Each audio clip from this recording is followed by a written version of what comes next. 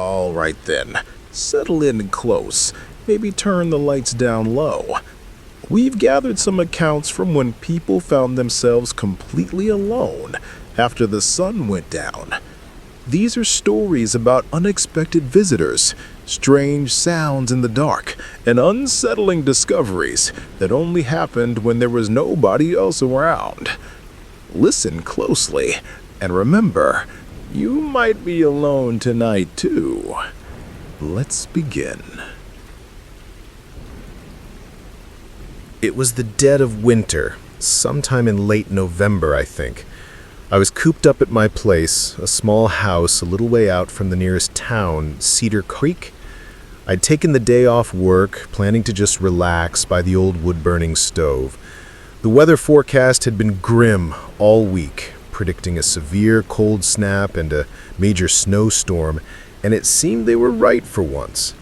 Outside, the wind was already howling like a banshee, and the snow was coming down thick and fast. My kind of day to stay firmly indoors. I'd spent the morning doing a few chores I'd been putting off, fixing a leaky tap in the kitchen, sorting through a pile of old papers, that sort of thing. Nothing too strenuous. For the most part, though, I just lounged around. I had the radio on low, listening to the local station. They kept giving updates about the worsening conditions, talking about gale force winds and the possibility of a full-blown blizzard hitting us by evening. Around 4 in the afternoon, I could already see it was getting pretty wild out there. The sky was a bruised, angry purple, and the snowflakes were no longer drifting gently, but being hurled horizontally against the windows. I decided to settle on the sofa with a book, trying to ignore the growing unease the storm was brewing in me. Around 6 o'clock, the sounds from outside were undeniable. The wind wasn't just howling anymore, it was like a physical force trying to tear the house apart. Every now and then a particularly strong gust would rattle the window panes so hard I thought they'd shatter. Curiosity and a little bit of apprehension got the better of me. I put down my book and walked over to the large window that overlooked my backyard. My backyard was a decent size, sloping gently down towards a dense patch of woods. There was no fence, just open land that eventually met the tree line. At first, all I could make out was a chaotic swirl of white. The snow was so heavy it was like looking through a thick, frosted glass. Visibility was almost zero. But then, through a momentary thinning of the flurry, I saw something that made my blood run cold. A shape, a human figure, was moving through my yard. They were walking at a steady, almost leisurely pace, heading toward the far end of my property near the woods. This was bizarre. Who in their right mind would be out in a storm like this? My property backed onto a rarely used service road that cut through the forest, but it led nowhere of consequence for several miles. It wasn't a shortcut to anywhere, especially not on foot in these conditions. The figure was too far away to make out any details, just a dark silhouette against the blinding snow. Before I could get a better look, the snow thickened again and they vanished. I stood there at the window for a good 5 minutes, my nose practically pressed against the cold glass, trying to catch another glimpse, trying to understand what I'd just seen. But there was nothing, just the relentless storm. A part of me was concerned for whoever it was out in that brutal weather, but another, larger part of me was deeply unsettled. Why were they in my yard? The end of my property they were heading towards was a dead end, practically. It made no sense. I tried to shake it off and went back to the sofa, picking up my book again, but the words blurred before my eyes. My mind kept replaying the image of that solitary figure. Not 10 minutes later, just as I was starting to convince myself I'd imagined it or that it was just someone hopelessly lost, there was a distinct sound at my front door. Someone was knocking. My heart leapt into my throat. I crept towards the door, my senses on high alert. I peered through the peephole. Standing on my small covered porch was a man. He was bundled up in a thick, dark winter coat, the kind loggers wear, and a woolen hat pulled down low over his forehead. His nose and cheeks were raw, angry red from the cold, and his face was otherwise unnaturally pale, almost waxy. I couldn't be certain if this was the person I'd seen in the backyard, but my gut screamed that it was. I hesitated for a moment, then cautiously opened the door just a crack, keeping the chain lock on. "Yes? Can I help you?" I asked, trying to keep my voice steady. The man offered a weak, chapped-lipped smile. His teeth were chattering audibly. He said something about his car having broken down a ways up the road and that he was waiting for a friend to come pick him up. He asked if he could possibly wait inside my house for just a little while, just to get out of the biting wind until his ride arrived. I was in a real bind. The storm was genuinely life-threatening. It's easy to sit in the warmth and say you'd never let a stranger in, but when someone is on your doorstep, visibly suffering from exposure, the decision isn't so clear-cut. He looked genuinely distressed. However, the image of that figure in my backyard, the sheer oddity of it, still gnawed at me. I told him I wasn't comfortable letting him inside, but he was welcome to wait on my porch. It had a decent overhang that offered some protection from the snow and wind. I also offered to fetch him an old heavy blanket and a flask of hot coffee if he wanted. The man's face fell.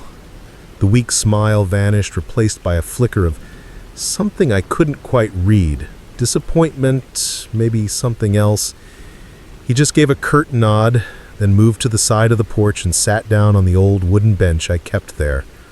I closed the door, making sure to engage the deadbolt this time, and hurried upstairs to find that old blanket. It was a thick woolen one, ancient and a little musty, but warm. I grabbed it and headed back downstairs. As I approached the front door, blanket in hand, ready to open it and pass it out to him, something made me pause. A sudden, inexplicable feeling of dread washed over me. I don't know why, but instead of unlocking the door, I leaned forward and looked through the peephole again. My breath hitched. The man was no longer sitting on the bench. He was standing right up against my door, his hand on the doorknob, his body tensed as if he was ready to force his way in the second the lock turned. He wasn't looking like someone patiently waiting for a ride anymore. He looked like a predator, waiting for the trap to spring. My heart hammered against my ribs. I backed away from the door slowly, silently. My hands were shaking as I fumbled for my phone and dialed emergency services. I whispered into the phone, explaining the situation, my eyes fixed on the door, imagining him on the other side, listening. I knew, with a chilling certainty, what he intended to do if I had opened that door. Once the dispatcher confirmed that officers were on their way, I crept back to the peephole, my fear battling with a morbid need to know if he was still there. He was gone. Vanished. He wasn't on the porch, nor could I see any sign of him in the swirling snow of my front yard, as if he'd simply melted into the storm, perhaps sensing that I'd called for help. The police arrived about 20 minutes later, their flashing lights cutting eerily through the blizzard. They searched the area but found no sign of the man, no footprints distinct enough to follow in the rapidly accumulating snow, and no broken-down car anywhere nearby. Nothing. As if he had been a figment of the storm itself. I never saw him again. I can't say for sure what his intentions were that night or if he was even the same person I'd seen in my backyard, but the way he was pressed against my door, ready to burst in, I have a pretty good idea. I spent the rest of that winter double-checking my locks and jumping at every creak the old house made. The blizzard eventually passed, but the chill of that encounter lingered for a long, long time. I often wonder what would have happened if I hadn't hesitated, if I hadn't looked through that peephole one last time.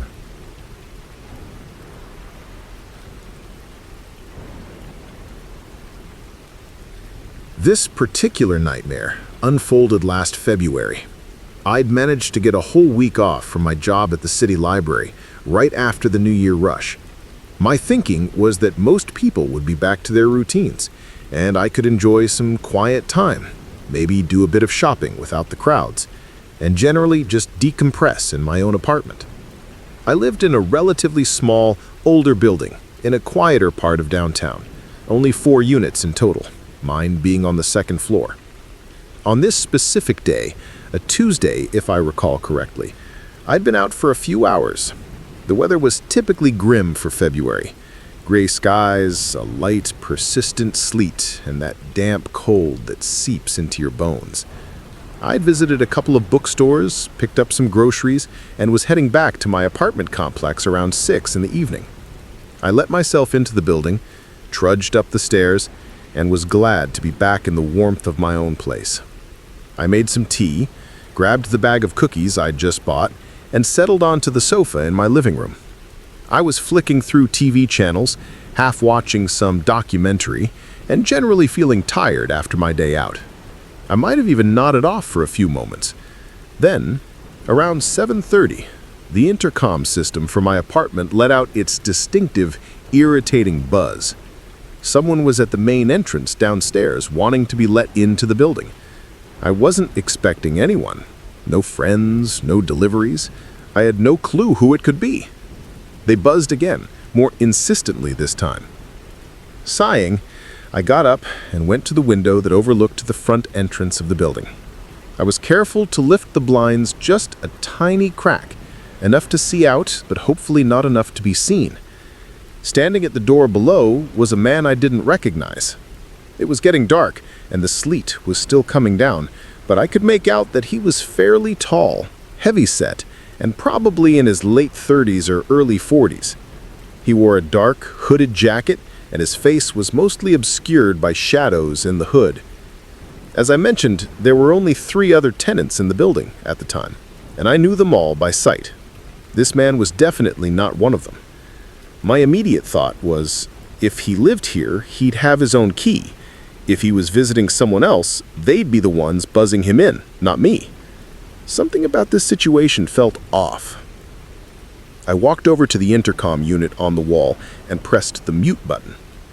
Then I went back to my sofa and tried to resume watching my show, pushing the incident to the back of my mind. I figured he'd either buzz another apartment or eventually give up and leave. Over the next hour or so, I did manage to relax a bit, even dozing off a couple of times. Eventually, around 9:30, I decided to call it a night. I switched off the TV, did my usual bedtime routine, and headed to my bedroom. I was asleep almost as soon as my head hit the pillow. A few hours later, I was jolted awake by a sudden, jarring sound from just outside my bedroom door. It was a single, heavy impact, loud enough to make my heart instantly pound in my chest. Disoriented from sleep, I lay there frozen, staring at my closed bedroom door, straining my ears in the darkness. What was that? Where had it come from? The apartment was eerily silent now, save for the usual faint creaks and groans of an old building settling in the cold. It was so quiet, it was almost as if the sound had been a figment of my dream. But I knew it hadn't been. My heart was still racing. Cautiously, I slipped out of bed, my feet silent on the carpeted floor. I moved slowly towards the bedroom door, then pressed my ear against the cool wood, listening intently. Still nothing. Just the oppressive silence from the living room on the other side. My hand trembled slightly as I reached for the doorknob. I turned it slowly, wincing at the tiny click it made, and then pulled the door open just a fraction, peering into the darkness. The living room was pitch black. The curtains were drawn and no light seeping from the street. For some reason, an instinct told me to remain quiet, not to make my presence known. So, I didn't reach for the light switch. I crept out of my bedroom and into the living area, my eyes struggling to adjust to the gloom. Then I scanned the room, seeing nothing out of place. Then I moved towards the short hallway that led to my apartment's front door. And then I saw it. My front door, the one that led out into the building's common stairwell, was wide open, Not just ajar, but fully, unequivocally open. A wave of pure, undiluted fear washed over me, making my legs feel weak. This wasn't real. It couldn't be. I took a few involuntary steps back, my mind struggling to process what I was seeing. How? Why? My first instinct was to get back to my room, to safety. I retreated silently, my eyes darting around the shadowy apartment, convinced that someone was still inside, lurking in the darkness. As I reached my bedroom door again, I noticed something I hadn't seen before. There, on the outside of the door, right next to the doorknob, was a large, ugly dent in the wood. It was fresh. That must have been the sound that woke me. A single, powerful hit. The sight of that dent propelled me into action. I scrambled back into my bedroom, slammed the door shut, and fumbled with the lock, my fingers clumsy with panic. Once it was secured, I grabbed my phone from the nightstand and dove into my closet, pulling the door shut behind me. I dialed emergency services, whispering my address and the situation, my voice trembling uncontrollably. I was certain, absolutely certain, that whoever had broken into my apartment was still somewhere inside, and it was only a matter of time before they tried to get into my bedroom. I huddled in the darkness of the closet, listening for any sound, any footstep, any indication that they were coming for me. But the apartment remained silent. It was the most terrifying wait of my life. The police arrived surprisingly quickly. I heard them announce their presence, their voices echoing in the stairwell, and then the sound of them entering my apartment. After what felt like an eternity, one of them knocked on my bedroom door, identifying themselves. They searched the apartment thoroughly, but the intruder was gone. There was no sign of him anywhere. The only evidence of his presence was the open front door and the violent dent on my bedroom door. The officers speculated that the intruder had likely buzzed all the apartments, hoping someone would be careless or kind enough to let them into the main building. Once inside the stairwell, it was unclear why he had targeted my specific unit. Maybe he thought it was empty. Maybe he'd heard me moving around earlier, and that had drawn his attention. The really strange thing was the single dent on my bedroom door. It didn't look like a sustained attempt to break it down. It was just one powerful hit, almost as if done out of frustration or as a parting gesture before he fled. Maybe my waking up and moving had spooked him. I still live in that same apartment. For months afterwards, every creak, every nighttime sound sent a jolt of fear through me. Nothing else has happened since that night, thankfully. But the questions remain. Who was that man? What did he want? And what would have happened if that one blow had been enough to splinter my bedroom door, or if I hadn't woken up? The not knowing is, in some ways, as frightening as the event itself.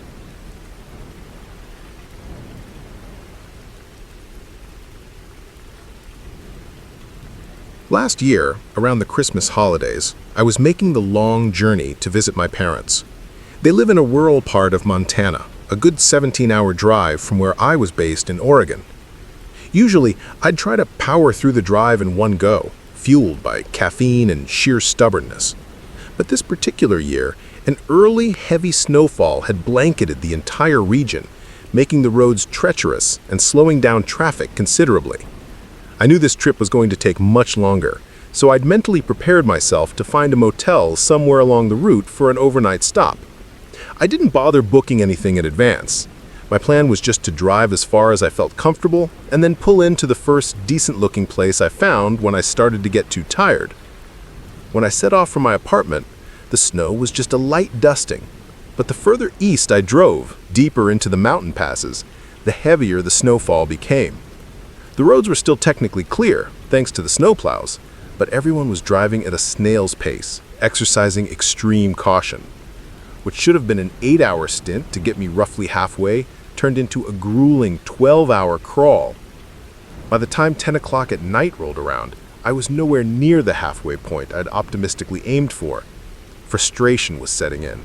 It was already late, visibility was poor, and I was acutely aware that every mile I didn't cover tonight would just be added to an already long drive tomorrow. I felt like I had to push on to make up some lost time. The snow had eased up a bit, thankfully, but a thick layer had accumulated on the less traveled sections of the highway, as the plows hadn't been through for a while. I drove for as long as my eyelids would allow, which turned out to be until about 1 in the morning. By then, I was utterly exhausted, my eyes burning and my concentration shot. I knew I couldn't safely drive another mile. I spotted a sign for an exit that promised lodging and services, a welcome sight. I pulled off the highway and found myself on a dimly lit access road. A little further down, I saw it, the Pinecone Motel, a long, low, single-story building with perhaps a dozen rooms.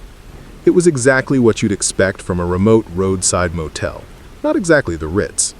The paint was peeling in places, the neon sign advertising vacancy flickered erratically, with a couple of letters burnt out, and the whole place had an air of weary neglect.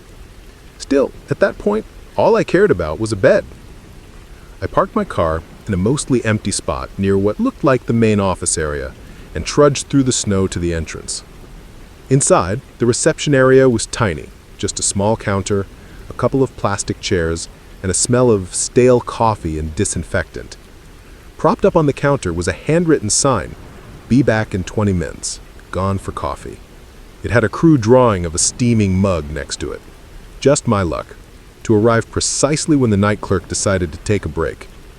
Given the desolate surroundings, I wondered where on earth they could have gone for coffee at this hour. There wasn't another building in sight for miles. I sighed, turned around, and walked back out to my car. As I stood there in the biting cold, stamping my feet to keep warm, I took a better look around the parking lot. And that's when a strange detail registered. My car was the only car there, not a single other vehicle. The fresh snow lay undisturbed in all the other parking spots. It looked like no one had driven in or out for hours, possibly all night. This, combined with the deserted reception desk and the coffee break sign, started to make me feel a little uneasy. Was this place even open for business? I got back into my car and cranked up the heater, trying to warm my frozen fingers. I leaned my head back against the headrest, contemplating my options. Driving back to the highway and trying to find another place in my current state of exhaustion seemed like a bad idea. Waiting 20 minutes for the clerk to return seemed like the only viable, if slightly unsettling, choice. My eyes were so heavy, my body so weary from the long hours behind the wheel. Before I knew it, despite my unease, I must have drifted off to sleep, slumped there in the driver's seat. I don't know how long I was out, an hour, maybe 2? What woke me was the sensation of my car gently rocking. The snow had started falling heavily again, and the wind had picked up, buffeting the vehicle. I sat up, disoriented, my neck stiff. I blinked, trying to clear the sleep from my eyes, and looked towards the motel's main entrance. And my heart nearly stopped. A man was standing right beside my driver's side window, peering in at me. His face was inches from the glass, his eyes wide and dark in the faint light filtering from the motel sign. I recoiled, a jolt of adrenaline instantly snapping me wide awake. As I jerked back, he stepped away from the window and shouted something, his voice muffled by the glass and the wind, towards the far side of the parking lot. I looked past him and saw a beat-up pickup truck I hadn't noticed before, parked near the edge of the lot, its engine off. Another man climbed out of the driver's side of the truck and started walking purposefully towards my car. The first man, the one who had been at my window, began to circle my car, systematically trying each door handle.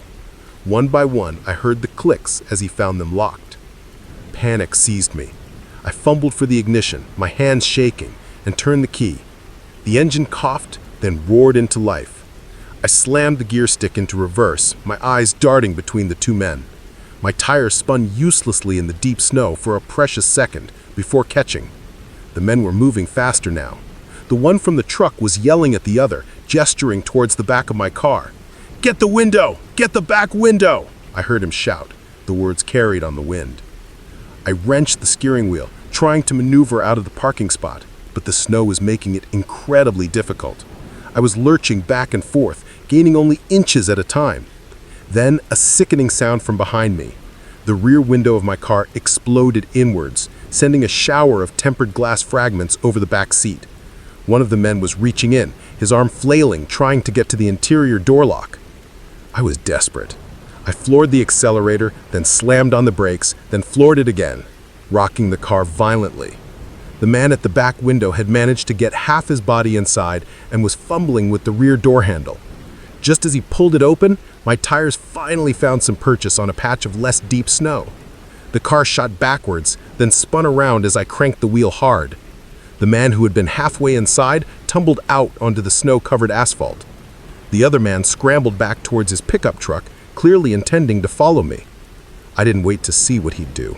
I stomped on the gas, fishtailing wildly for a moment before gaining control, and sped out of that cursed parking lot, back towards the access road and the highway. I glanced in my rearview mirror. The pickup truck's headlights flickered on, but it didn't pull out to follow. Once I was back on the main highway, adrenaline coursing through me, I didn't dare look back.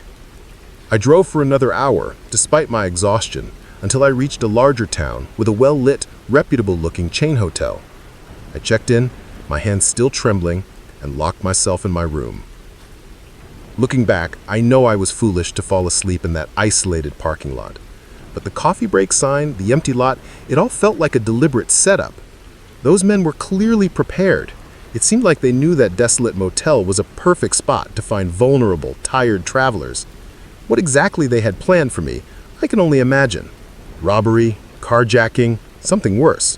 I'll never know for sure, and frankly, I don't want to. I reported the incident to the state police, but with little to go on, I doubt anything ever came of it. That night taught me a harsh lesson about the dangers lurking in the lonely places along the road. The image of that man's face at my window, appearing out of the stormy darkness, still haunts my sleep sometimes.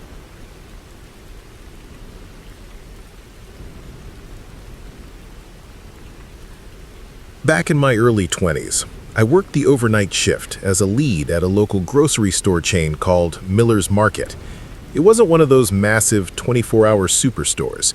Miller's was a smaller, regional company with only about 10 or so locations scattered across a few counties. My job primarily involved restocking shelves, managing inventory, and basically keeping the place in order during the quiet hours. Most nights I'd have at least one other overnight stocker working with me, which made the shift pass a bit quicker and feel a little less isolated. However, it wasn't entirely uncommon for me to be the only person in the entire store for the full 8-hour shift, especially on weeknights or if someone called in sick. Our store wasn't huge, so managing it alone wasn't an overwhelming amount of work. In fact, there were many nights when I'd find myself deliberately working at a slower pace just to make the tasks last until morning. Otherwise, I'd run out of things to do and the hours would drag endlessly.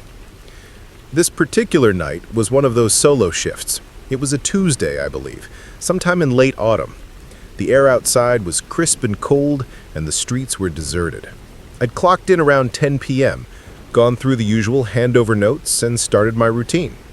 I began by loading up a pallet jack with boxes of new stock from the back storeroom: canned goods, cereals, pasta, the usual dry goods. Then I wheeled it out onto the main shop floor and started working my way down the aisles, cutting open boxes and placing items onto the shelves. It's not exactly mentally taxing work. Stocking shelves was my body on autopilot, but my mind was miles away, drifting through random thoughts, half listening to a podcast through one earbud. I wasn't paying much attention to my surroundings, lost in my own little world. I'd probably worked my way through about 2 or 3 aisles, the only sounds in the vast, empty store being the rustle of cardboard and the occasional clink of a can. Then a sound from the front of the store made me jump, yanking me abruptly out of my reverie. It was a distinct series of knocks on the main entrance doors. I almost didn't register it at first, I was so zoned out. But then it came again, louder this time, the sound echoing slightly in the cavernous silent space. I pulled out my earbud, a knot of confusion and slight apprehension tightening in my stomach. The store had been closed for hours. We locked up at 9 p.m. sharp. Who on earth would be knocking now? I left my pallet jack in the middle of the aisle and walked towards the front of the store. Our entrance had large glass doors and windows, so you could see out pretty clearly. Standing on the other side of the glass, peering in, was a man. He was wearing a dark, hooded sweatshirt with the hood pulled up, obscuring most of his face, and his hands were shoved deep into his pockets. I approached the doors, staying on the inside. "Sorry, we're closed," I called out through the glass. "We don't open again until 7 a.m. I pointed to the large sign on the door that clearly displayed our opening hours. The man just stared at me. He didn't speak, didn't move, didn't even seem to acknowledge that I'd said anything. His gaze was unnervingly intense, even though I couldn't see his eyes clearly under the shadow of his hood. "We're closed," I repeated, a little louder this time, trying to keep the unease out of my voice. "You'll have to come back in the morning." He continued to look at me for another few seconds, an unnerving, silent scrutiny. Then, without a word, he turned and walked away, disappearing into the darkness of the parking lot. I watched him until he was out of sight. He didn't seem to head towards any particular car. It looked like he was on foot. The whole encounter was incredibly odd, to say the least. I shrugged it off, figuring he was just confused, maybe a bit drunk, or had mistaken our store for one of the 24-hour places on the other side of town. I went back to my aisle and resumed stocking shelves, the incident slowly fading from my mind as I got back into the rhythm of my work. By about 1 a.m., I had made good progress and was about halfway through the aisles I needed to stock. I decided it was time for my lunch break. I left the remaining boxes where they were and headed to the staff break room, which was located at the far back of the store, past the storerooms and the manager's office. I microwaved my meal, sat down and spent a good half hour eating and scrolling through stuff on my phone, enjoying the brief respite. Feeling refreshed, I tossed my trash and headed back out to the shop floor to continue my work. I walked through the quiet store, back towards the aisle where I'd left my pallet jack, and as I reached the end of the aisle and was about to turn into it, I glanced up and my blood ran cold. A man was walking across the far end of the perpendicular aisle, moving from right to left. He was just a fleeting glimpse, but it was enough. Dark clothing, hooded. He hadn't seen me. He seemed to just be casually walking through the store. I froze in place, an instant jolt of fear coursing through me. How had he gotten in? The doors were all locked. I was sure of it. My ears strained, and I could hear the faint sound of his footsteps moving towards the side of the building I'd just come from, towards the back where the break room and storerooms were. My mind raced. Was it the same man from earlier? It had to be. But how? Reacting on pure instinct, I quickly ducked into the aisle I was in, hiding behind a tall shelf stacked high with cereal boxes. I crouched down, peering through a small gap. The footsteps sounded like they went towards the break room area, then paused. For a horrifying moment, I thought he might have seen me go in there earlier and was looking for me. But then, just as I was tensing, preparing to make a run for it, I heard the footsteps change. They were no longer casual. They were urgent, quickening, rushing out of the back area. The footsteps were now sprinting through the store, getting closer, much closer. I knew, with a sickening certainty, that he was coming for me. He must have seen me or sensed me. I bolted from my hiding spot and ran for the other end of the aisle, heading towards the front entrance. I glanced back over my shoulder just as I reached the end and saw him turn into my aisle, now running directly at me. There was no mistaking him now. It was the same hooded figure. My hands were shaking violently as I fumbled with my keys trying to unlock the front door. It felt like an eternity, the key scraping against the lock, my fingers clumsy with terror. The man appeared at the end of the aisle not more than 30 feet away, just as I finally managed to turn the lock and wrench the door open. I burst out of the store and into the cold night air. As I stepped out, a bright flash erupted in the corner of my eye from somewhere near the doorway I had just exited, followed almost instantaneously by a deafening noise that made my ears ring. I didn't know what it was at first, couldn't process it, but my body reacted on its own. I sprinted for my life, not daring to look back, running around the side of the building towards where my car was parked in the employee lot. I reached my car, flung open the back door, and dove onto the floor of the back seat, heart pounding, gasping for breath. I grabbed my phone and dialed emergency services, my voice a hoarse whisper. From what I pieced together later, the man hadn't followed me outside. By the time the police arrived, which felt like an age but was probably only a few minutes, he was gone. They searched the store and found the back delivery door had been forced open. It looked like it had been pried with some kind of heavy tool which they found lying nearby.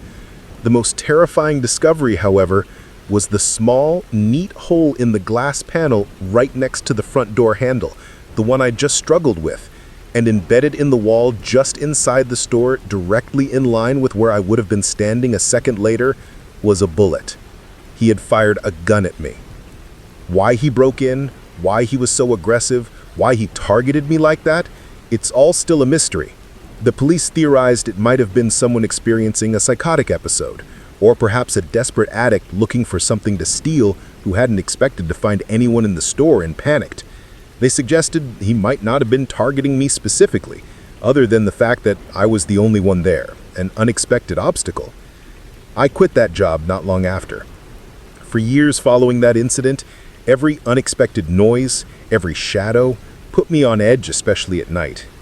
The memory of those sprinting footsteps growing closer, the flash, the sound, it's not something you easily forget. I was incredibly lucky.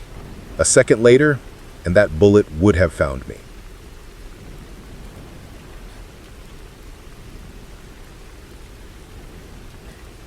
For about a year, I worked the graveyard shift at a somewhat isolated highway oasis gas station and convenience store. It was the 11 p.m. to 7 a.m. slot, a grueling schedule that I only took because finding other work in my small town of Oakhaven was proving incredibly difficult. Plus, due to some personal circumstances at the time, night shifts actually suited my life a bit better, even if they left me perpetually tired. I'd been at the job for a good 6 months before the night that still gives me shivers. Every shift was a struggle against exhaustion. I'd go in already feeling drained and would fight to stay awake for 8 long, quiet hours. On this particular night, in the depths of a cold January, heavy snow was falling, muffling the world outside. I parked my beat-up sedan in its usual spot beside the only other car on the lot, my coworker Dave, whom I was relieving. I went inside, we did the quick shift changeover, he grumbled something about the weather, and then he was gone, leaving me alone with the hum of the refrigerators and the flickering fluorescent lights for the rest of the night. My manager, a perpetually stressed woman named Carol, had left a note on the counter with a short list of tasks. Mop the floors, restock the coffee station, check the expiry dates on the sandwiches. Nothing too demanding. I figured it would take me an hour at most to get through it all. I decided to put it off for as long as possible, hoping the busy work would help keep me awake later when the inevitable wave of sleepiness hit. So I settled behind the counter, idly scrolling through social media on my phone. Around midnight, maybe a little after, a vehicle pulled into the station. Headlights cut through the swirling snow. I glanced out the large front window and saw an old, dark-colored SUV, something like a Ford Explorer from the 90s, parked next to one of the gas pumps. It was still snowing pretty heavily, so not many people were out driving, but getting the occasional customer looking for gas or a late-night snack was normal, even in these conditions. I went back to my phone, not paying much more attention. I figured they'd pump their gas, maybe come in for a coffee. 10 minutes passed. I happened to look up again, and the SUV was still there, parked by the pump. The headlights were off now, and the doors were closed. It didn't look like anyone was pumping gas. It had been a while. I stood up and walked closer to the window, trying to get a better look. I peered down both sides of the building, but there was no one outside. No one at the pumps, no one walking towards the store. If someone had been sitting in that car for the past 10 minutes with the engine off, in this weather, they'd be freezing. The wind was whipping the snow around, and the temperature was well below freezing. A little knot of concern, mixed with unease, started to form in my stomach. I kept a closer eye on the SUV for the next few minutes, waiting for some sign of movement, for someone to emerge from the vehicle, or for the interior light to come on. But there was nothing. The windows were dark and slightly frosted over from the cold, making it impossible to see inside clearly. It was as if the car had just been abandoned there, right next to the pump. The silence from it was unnerving. After a bit more internal debate, I decided I should check it out. Maybe someone had fallen ill, or perhaps they'd run out of gas and were waiting for help. Though why they wouldn't come inside was a mystery. I pulled on my heavy winter jacket, the one with the Highway Oasis logo, and stepped out into the biting cold. The wind hit me immediately, and the snow stung my face. It was, as I suspected, far too cold for anyone to be sitting in a dead car for any length of time, or even to be outside for more than a few minutes without proper gear. I hurried over to the SUV, crunching through the fresh layer of snow. I cupped my hands around my eyes and pressed my face close to the driver's side window, trying to peer inside. "Hello?" I called out, my voice sounding thin against the wind. "Anyone in there? Just checking to see if you're all right." From what I could make out through the murky glass, the vehicle appeared to be empty. It was hard to be absolutely sure. Shadows played tricks and the frosted windows obscured much of the interior, but I was fairly confident there was no one in the front seats at least. Now I was even more confused. Why would someone just leave their car here? I backed away from the SUV, my gaze sweeping across the empty, snow-swept parking lot, and then started walking back towards the warmth of the store. As I did, my eyes, no longer focused on the mysterious vehicle, scanned the ground. That's when I noticed them. A single set of shoe prints in the fresh snow. They led away from the driver's side of the SUV, not towards the front entrance of the store, where a customer would normally go, but off to the side of the building, towards the back. I looked back at the SUV, then at the prints. They definitely seemed to originate from the car. At this point, I was thoroughly chilled, both from the cold and the increasingly strange situation. I decided I wasn't going to play detective out in a snowstorm. I needed to warm up and think. I hurried back inside, shaking the snow off my jacket, and stood in front of the small electric heater we kept behind the counter, rubbing my hands together. I was only inside for maybe 30 seconds, a minute at most, trying to process what I'd seen, when a sound resonated through the building from somewhere behind me. It wasn't loud, but it was distinct, a sort of muffled impact. I spun around, my heart leaping. I didn't see anything out of the ordinary in the main part of the store. Cautiously, I walked around the end of the counter and towards the back hallway that led to the storeroom and the small employee restroom. As I got closer, I saw them on the tiled floor. Small puddles of dirty, melted snow, the kind that drips off wet boots, and they led towards the storeroom. A shiver, colder than any winter wind, ran down my spine. I stepped slowly, hesitantly towards the storeroom. The door was slightly ajar. I pushed it open a little further and peered into the dimly lit space. The main light was off, but some ambient light filtered in from the hallway. Standing in the shadows, partially obscured behind a tall stack of shelving units packed with boxes of chips and soda, I could just make out the dark outline of a figure. It was a man. He was tall, with broad shoulders. I could see the rough shape of a thick, unkempt beard. And he was looking right at me. His eyes seemed to glint faintly in the gloom. My heart stopped. For a long moment I was completely frozen, caught in that silent, terrifying gaze. Then, oddly, my initial shock gave way to a strange, almost detached calm. I don't know why, maybe my brain was just too overloaded to react appropriately. Instead of screaming or running, I simply backed away slowly, never taking my eyes off the shadowy figure, and walked back to the front counter. It felt surreal, like I was watching myself in a dream. Once behind the perceived safety of the counter, the adrenaline finally hit me. My hands were shaking so badly I could barely hold the store phone.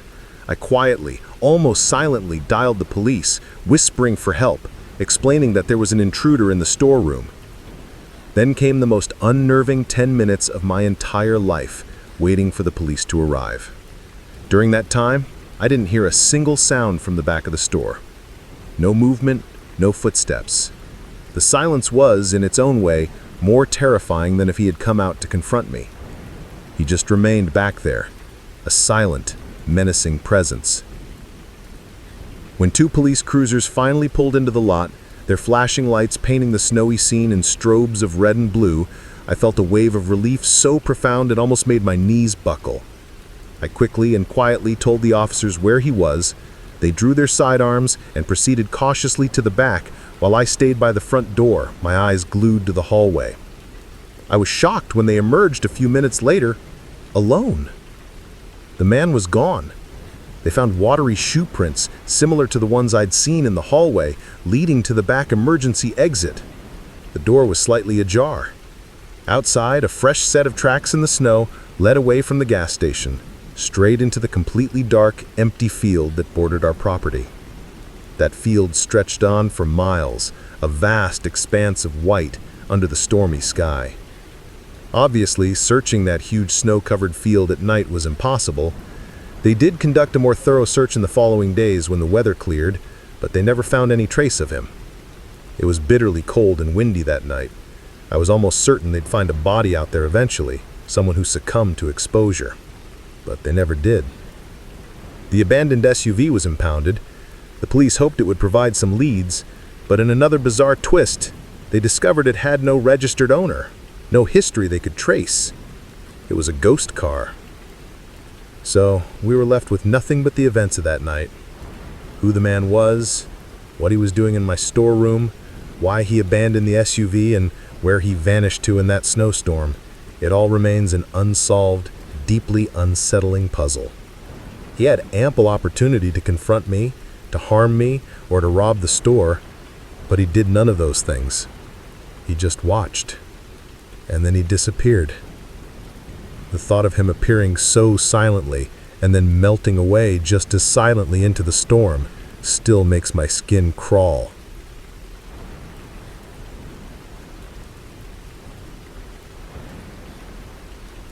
I'm currently a student at the local community college, and to help pay for tuition and books, I deliver pizzas for Antonio's Pizzeria, a popular spot in our town of Riverbend. It's a decent enough job, flexible hours, and a few of my friends from college also work there as drivers. Even when we're on the same shift, though, we rarely see each other for more than a few minutes at the shop, as we're mostly out on the road. This incident happened last December, just a week or so before Christmas. I was picking up some extra shifts to make a bit more cash for the holidays. The night in question was particularly busy. A heavy, wet snow had been falling since late afternoon, making the roads slick and deliveries take much longer than usual. Naturally, the bad weather also meant more people were ordering in, so the orders were piling up. I wasn't usually one to get stressed about work, but the combination of nonstop driving in hazardous conditions and the pressure to get orders out quickly was definitely taking its toll. Around 8:30 p.m., I grabbed my next set of delivery instructions from the dispatcher. I had 2 orders. Looking at the addresses, I saw that the houses were relatively close to each other, maybe a 5-minute drive apart. The downside was that they were both quite a distance from Antonio's, in a more rural part of the county. Normally it would be a 15-minute drive out there, but with the snow and treacherous roads, I knew it would likely take me closer to half an hour, maybe even longer. I loaded the insulated pizza bags into my trusty old hatchback, scraped the snow and ice from my windshield yet again, and carefully pulled out onto the main road. The first part of the drive was on familiar, well-plowed streets. But as I got further from the town's center, the route started to take me towards a less visited, older area. The houses out here were more spread out, many of them set back from the road and dating back several decades. Most of the small businesses and shops that had once served this community had long since closed down, their storefronts boarded up and derelict. It wasn't a place people generally came to unless they lived there. It felt forgotten, a bit melancholy, especially on a snowy, dark night like this. After about 25 minutes of cautious driving, navigating poorly lit and partially snow-covered country roads, I finally pulled into the first neighborhood on my list. I drove slowly down the designated street, looking for the house number. The road was eerily quiet. No other cars parked along the sides, and many of the houses looked dark and empty, their windows like vacant eyes staring out into the storm. I found the first address, parked on the street, and trudged up the snow-covered walkway to the front door. A friendly, elderly gentleman answered, paid for his pizza with exact change, and wished me a safe drive. So far, so good. I got back in my car, pulled up the directions for the next delivery on my phone, and set off. The second house was in the same general vicinity, But as I followed the GPS, I realized it was taking me deeper into this secluded area, further away from the main roads. The houses became even sparser, with larger wooded lots separating them. By the time I reached the address, I couldn't see any other houses around. It was just this one lone house surrounded by dark, snow-laden trees, a faint light glowing from a downstairs window. The place had a very isolated, almost unnerving feel to it. Again, I parked on the quiet street, grabbed the pizza bag, and made my way up the long, winding driveway to the front porch. I knocked on the door and waited, stamping my feet to keep warm. The cold was seeping through my clothes, and the snow was starting to soak into my shoes. It felt like a long time standing there in the silent, snowy darkness. Finally, after what seemed like at least a minute, the door creaked open. A middle-aged woman stood there. She looked like I'd just woken her up. Her hair was disheveled, her eyes were heavy-lidded and had a tired, almost vacant expression, and she was wearing a faded robe. "Hi, I have your order from Antonio's. That'll be $28.50. She took the boxes without a word, her movements slow and deliberate, and placed them on a small table just inside the doorway. Then she mumbled something about needing to get cash and told me to wait a moment, leaving the door slightly ajar. Another minute or so crawled by, and I could hear faint, indistinct sounds from inside the house, but couldn't make out what they were. The door opened again, and the woman reappeared. She held a small handful of crumpled bills and began to sift through them, counting out the cash with painstaking slowness, her lips moving silently. There was definitely something unsettling about her demeanor. It's hard to put my finger on it exactly, but everything she did, her slow movements, her blank expression, the way she avoided eye contact, just felt very, very odd. Then, as if her difficulty in counting the money wasn't enough, she started trying to make small talk. Just random, mundane stuff, asking how my evening was, commenting on the bad weather. I responded politely, of course, but it felt forced and unnatural, almost like she was deliberately trying to stall me, to keep me there on the porch. At some point during this awkward exchange, while she was fumbling with the money and rambling on, I happened to glance back towards my car, which was parked down the road. It was a subconscious thing, just a momentary shift of gaze to escape the uncomfortable situation. But what I saw made my stomach clench. A man was standing right next to my car. He was dressed in dark clothing, and in the dim light and falling snow, it was hard to see clearly what he was doing, but it looked like he was peering into the windows and possibly tampering with the driver's side door. My head snapped back to the woman on the porch. Her expression had changed instantly. The vague, tired look was gone, replaced with a hard, angry glint in her eyes.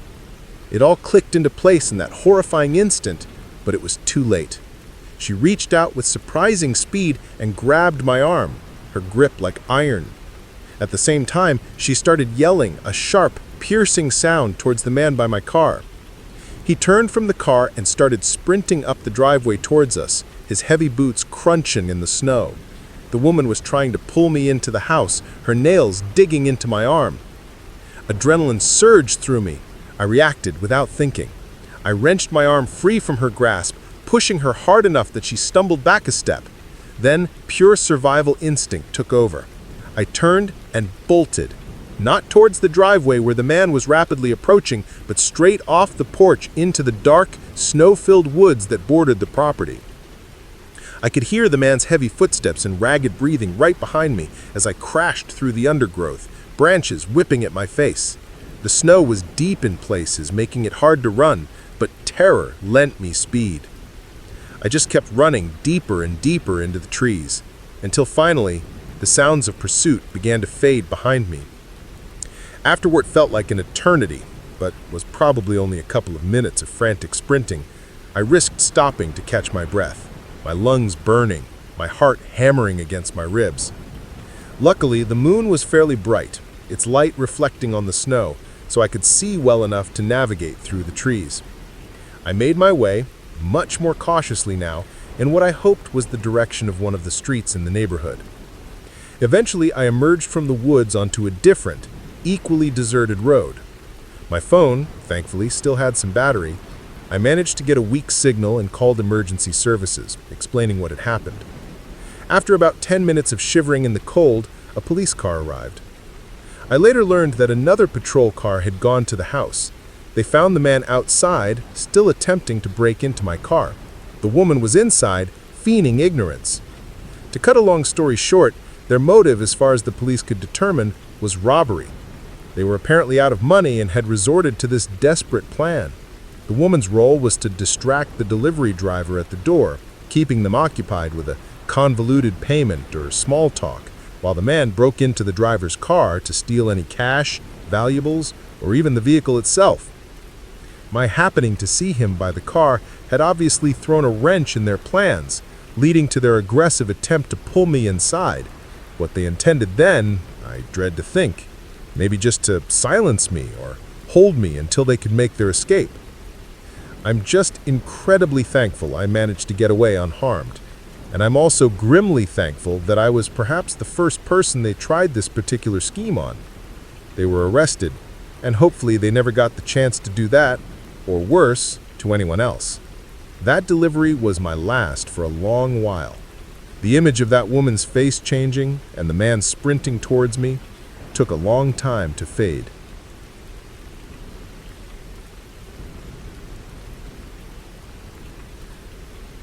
This happened just last winter, around early March, when the weather was still volatile, prone to sudden freezes and late-season snowfalls. I was doing deliveries for DashGo, one of those food delivery app services, to make some extra money while I figured out my next career move. I'd been out driving for about 4 hours straight, and it was getting close to midnight. The orders had finally started to slow down. I had one last delivery to make, and then I was definitely calling it a night and heading home. I was feeling pretty tired, my eyelids heavy, and I was increasingly worried about becoming too drowsy on the road, especially with patches of black ice forming as the temperature dropped. The delivery was taking me down a fairly isolated stretch of county highway. It was a secondary road that connected two of the larger suburban towns in our area. But there was a long, roughly 5-mile section of it that was completely undeveloped. No houses, no businesses, no street lights, just dense woods pressing in on either side. It was always a bit of an eerie drive at night. As I was driving along this dark, empty section, I don't know exactly what happened. One moment I was focused on the road, the next, a sudden, overwhelming wave of tiredness washed over me. It was like a switch flipped in my brain. My focus wavered. My eyelids drooped for just a split second, maybe 2. But in that brief lapse, that was all it took. I must have hit a patch of ice. The car suddenly lurched, and I felt the sickening sensation of the tires losing traction. I snapped fully awake, adrenaline flooding my system, but it was already too late. The car was sliding, heading inexorably towards the side of the road. I gripped the steering wheel, trying to correct, to steer back onto the pavement, but it was like wrestling with a ghost. The car just continued its sideways skid, straight off the asphalt and into the shallow, snow-filled ditch that ran between the road and the tree line. It wasn't a violent crash, thankfully. The impact was cushioned by the soft snow and the muddy incline of the ditch, but it was enough to give me a good jolt and leave me shaken. And I knew, instantly, with a sinking feeling, that I was stuck. My car was angled awkwardly on the slope of the ditch, its wheels spinning uselessly in the thick, wet snow when I tried to accelerate. I didn't even bother getting out to assess the damage or the situation further. I could tell it was hopeless. I was well and truly bogged down. I tried for a minute or two, rocking the car back and forth, trying to find some traction, but if anything, I only managed to dig myself in deeper. Defeated, I let out a frustrated sigh and leaned my head back against the seat. It was then, as I was trying to figure out my next move, that I noticed a pair of headlights further down the road, in the direction I had been heading. At first, I assumed it was just another car passing by. But after a few seconds, I realized the headlights weren't moving. They were stationary. Someone was parked on the shoulder of this long, empty road, in the middle of the night, with their headlights on. I found it a little unnerving. The timing was too coincidental. They weren't close enough to have necessarily seen my car go off the road or to have stopped specifically to help me, but they also weren't so far away that they wouldn't have seen my headlights suddenly veer off into the ditch. It was an uncomfortable middle distance. I pulled out my phone. Thankfully, I had a couple of bars of signal. I called my older brother, Mark. I knew he'd still be awake, and he was always the reliable one in a crisis. I'd never been in a situation like this before, stuck in a ditch in the middle of nowhere, and I really didn't know the proper procedure. He listened patiently, told me not to panic, and said he would call a roadside assistance service for me. He also said he'd drive down himself to wait with me, as he lived only about 20 minutes away. I thanked him, a wave of relief washing over me knowing he was on his way. After ending the call, I looked back out at the road, searching for the headlights of the parked car I'd seen earlier. They were gone. The road ahead was now plunged into complete darkness. It was too dark to see anything that far without lights, so I had no way of knowing if the car had driven away or if it was still there and had simply turned off its lights. The thought sent a fresh shiver of unease down my spine. Why would they turn off their lights? The more I thought about it, the creepier it seemed. I kept my eyes fixed on that stretch of road, not looking away for more than a few seconds at a time, my paranoia growing with each passing moment. It was the silence that amplified the eeriness. Only the sound of the wind sighing through the trees outside my car and the occasional drip of melting snow from the chassis. Nothing else. Then, after about 3 or 4 minutes of this tense waiting, I saw a figure, a dark shape, walking towards my car from the direction where the headlights had been. It was a person, moving slowly but steadily through the snow on the shoulder of the road. I watched, my heart beginning to thump uncomfortably as they made their way closer. They reached a point about 20 feet from the front of my car, directly in my headlight beams, and then they stopped. The figure just stood there in the snow, facing my car, perfectly still. I couldn't make out much detail. They were wearing a dark, hooded jacket or sweatshirt with the hood pulled up, casting their face in deep shadow. But the way they just stood there, silent and unmoving, in the stark glare of my headlights, began to terrify me. It felt predatory. After a long, tense moment, I reached over and honked my horn. Just a couple of short, soft beeps. I wanted to let them know I was in the car, that I could see them. Maybe they were genuinely there to help, and I was just being paranoid. But the figure didn't move. No wave, no shout, no acknowledgement whatsoever. They just continued to stand there, a silent, ominous sentinel. Just as I was reaching for my phone again, intending to call my brother and tell him about this deeply strange person, the figure slowly turned around and walked away, disappearing back into the darkness down the road from where they had come. I immediately called Mark, my voice trembling slightly as I recounted what had just happened. He said he was only a minute or two away and urged me to stay on the phone with him. Not 30 seconds later, as I was still talking to him, I saw headlights switch on again down the road, the same spot as before, and then the vehicle began to move towards my car. My relief that it might be Mark was short-lived. This wasn't his truck. The car pulled up on the opposite side of the road, directly across from me, and parked. Its engine still running, but its headlights now extinguished again. I couldn't see much over the raised crown of the road and the snow piled up by the plows, but I heard a car door open. I started yelling into the phone to Mark, "Someone's here! They just pulled up across the road. A door opened." Then, suddenly, another set of headlights appeared, coming fast. Mark's familiar pickup truck roared into view, pulling up right in front of my car, partially blocking my line of sight. To the other vehicle, I heard him yell something, a loud, angry shout. Then I heard the other car's engine rev loudly, tires spinning on the pavement, and it sped away into the night, disappearing quickly. Mark rushed over to my car. He was shaken. He said he'd seen a man getting out of the other car, and the man was holding something in his hands, something long and metallic, glinting in the brief flash of Mark's headlights. It looked like a crowbar or a tire iron. He was clearly approaching my car with intent to break in. Everything turned out okay after that. The tow truck arrived about an hour later and pulled my car out of the ditch with minimal fuss. Miraculously, there was hardly any damage to the car itself, just a few scratches. I'm not sure what was about to happen that night if Mark hadn't arrived at that exact moment. The figure in the road, the car waiting with its lights off, the man with the tool, it all points to something sinister. Perhaps they saw me go into the ditch and viewed me as an easy, vulnerable target. I know I'm incredibly lucky that Mark got there when he did. The thought of what might have occurred if I'd been out there alone for much longer still makes me shudder. That lonely stretch of road isn't just eerie to me anymore. It's a place I actively avoid after dark.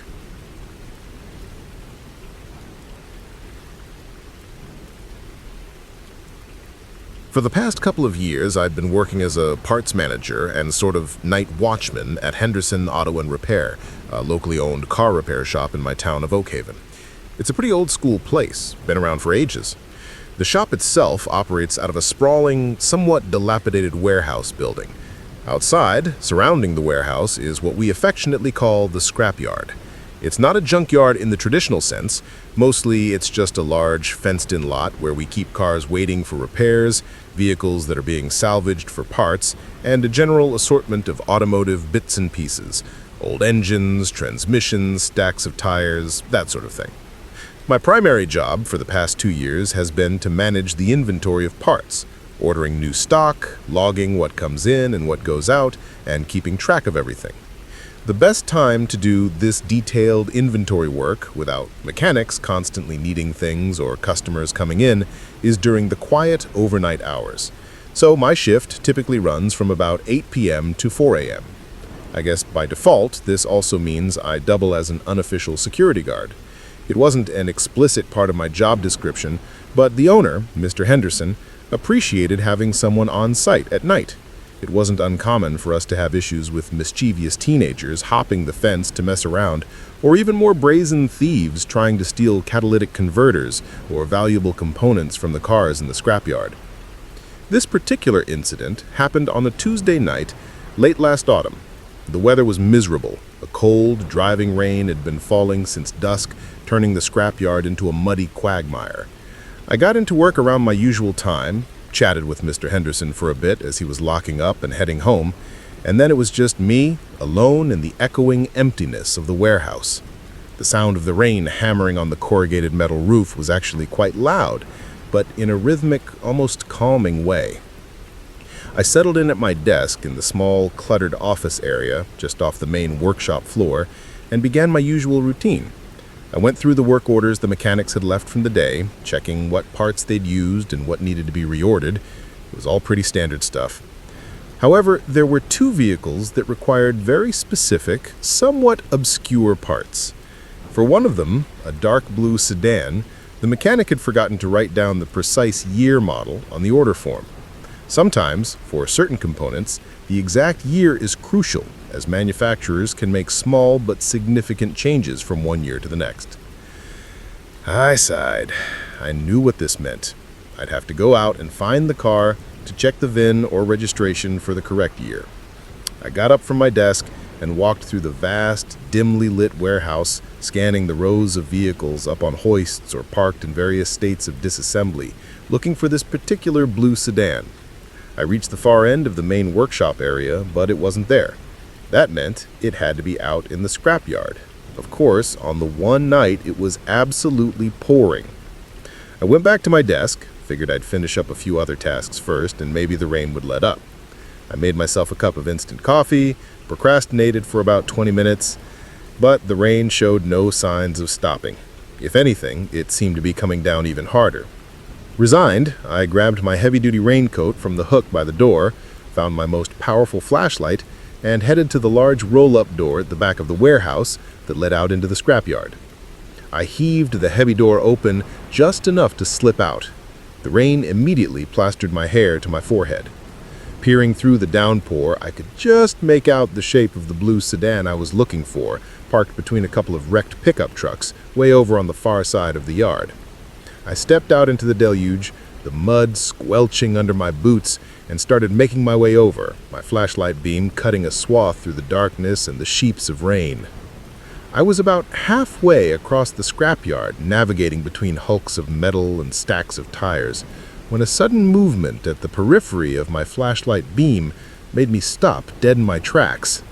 It was at the very edge of the light, just a fleeting impression, but it looked distinctly like a person, darting from behind one of the A-frame racks we use to store larger components towards a row of partially dismantled cars. The pouring rain and the general din it created would have masked any sound they might have made, so I just stood there, heart thumping, holding my flashlight steady, trying to pierce the gloom. "Hello?" I shouted, my voice barely audible above the storm. "I see you. This is private property. You need to leave now." I was hoping it was just some local kids looking for trouble, easily scared off. I took a few cautious steps closer to where I'd seen the movement, sweeping my flashlight beam back and forth. "I'm warning you, get out of here before I call the police," I yelled again. I didn't see anything. No further movement, no response. I moved closer still, my senses on high alert, and started to carefully check around the vehicles in that area. Whoever or whatever I had seen must have taken off, probably spooked by my shouts. Honestly, I was relieved. The last thing I wanted was a confrontation, especially in this weather, or to have to involve the police over some minor trespassing. I quickly located the blue sedan, jotted down the model year from the sticker on the door jamb, and then jogged as best I could through the mud and rain back to the relative dryness of the warehouse, pulling the heavy door shut behind me with a clang. I took off my soaked raincoat, hung it up, and sat back down at my desk, feeling chilled, but also a bit keyed up from the encounter. I filled out the rest of the information on the order form and sent it through the online system. I spent another half hour or so at the computer, processing more parts requests and updating inventory logs. Then it was time to do the physical stock count in the main warehouse shelving area. By now, it was probably around 1:20-30 a.m. The rain was still drumming relentlessly on the roof. I grabbed my clipboard and a pen and started walking along the tall metal shelving units that lined one side of the warehouse. These shelves held all the everyday consumables: oil filters, spark plugs, brake pads, fluids, and so on. I was making my way down the first long aisle, checking off items, when suddenly a heavy, metallic sound echoed through the warehouse from the direction of the main breaker panel near the front office. And then, just as suddenly, all the lights went out. I was plunged into absolute pitch-black darkness. I stood frozen, my eyes wide open, but seeing nothing, my heart hammering against my ribs. The only light source was the dim emergency exit signs at either end of the vast building, casting faint, eerie green glows that did little to penetrate the oppressive blackness. And then, over the constant drumming of the rain on the roof, I heard it. Footsteps. Soft, stealthy footsteps, walking through the warehouse. I strained my ears, trying to pinpoint the direction. The footsteps were coming from the area near the breaker panel, and they were moving towards me. I didn't know what to do. I was trapped. Whoever was in here had deliberately cut the power. But why? And without any light, I couldn't even attempt to run or hide effectively. All I could do was stand there stock still in the darkness of the aisle, listening to those chilling footsteps grow louder, closer. I held my breath, hoping against hope that they didn't know exactly where I was, that the rows of shelving would somehow conceal me. The footsteps were only about 10 or 15 feet away, at the end of my aisle, when they stopped. My entire body was tensed, expecting, I don't know what. After a moment of terrifying silence, I heard the distinct rustle of a cardboard box being opened, then the sound of items being shifted around, perhaps stuffed into a bag. Then, the footsteps began again, but this time they were moving away from me, heading back towards the rear of the warehouse, toward the scrapyard exit. I remained frozen, holding my breath for what felt like an eternity. After maybe 30 seconds, the warehouse was completely silent again, apart from the rain. I waited for several more minutes just to be sure, before finally, shakily, taking my phone out of my pocket. My hands trembled as I dialed emergency services. Then, using the flashlight app on my phone, I cautiously made my way to the breaker room near the office and fumbled with the switches until the main lights flickered back on, flooding the warehouse with harsh fluorescent light. When the police arrived, we searched the warehouse. All that was left as evidence were wet, muddy shoe prints leading from the back roll-up door, which was now slightly ajar, through the main workshop area, to the aisle where I'd heard the thief, and then back out the same way. It seemed pretty clear that the person I'd seen out in the scrapyard earlier hadn't left. They had probably slipped into the warehouse when I was outside checking the car, when the large door was briefly open and I was distracted. Then they'd waited, hidden somewhere, before cutting the power and attempting to steal whatever they could grab in the dark. They obviously managed to get away with a bunch of expensive tools and some high-value electronic components from the shelves. Even though they probably didn't intend to directly harm me, and perhaps they even didn't know I was so close to them in the dark, it was a terrifying experience. Who knows what could have happened if they'd realized I was standing only a few feet away from them in that pitch-black aisle. And without me ever getting a good look at them, there's no way to know if they were armed or how desperate they might have been. The thought of that silent, shadowy figure moving so close to me in the dark still sends a chill down my spine.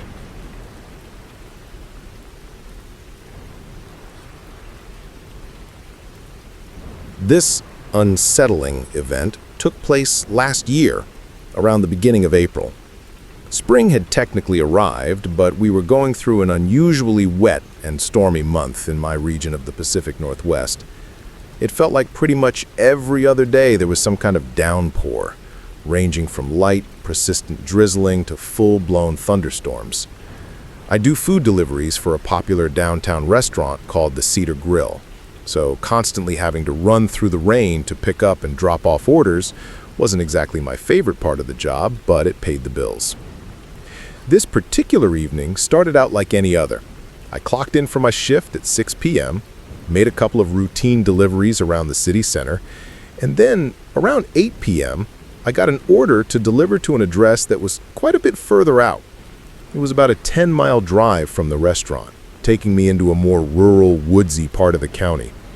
It wasn't completely undeveloped wilderness or anything, but the area was characterized by houses that were more spread out, often set back on large, tree-filled lots and less densely populated than the suburbs closer to the city. The roads out there were mostly two-lane country highways, often covered by a dense canopy of trees, and many of the residential neighborhoods were tucked away, not easily visible from these main thoroughfares.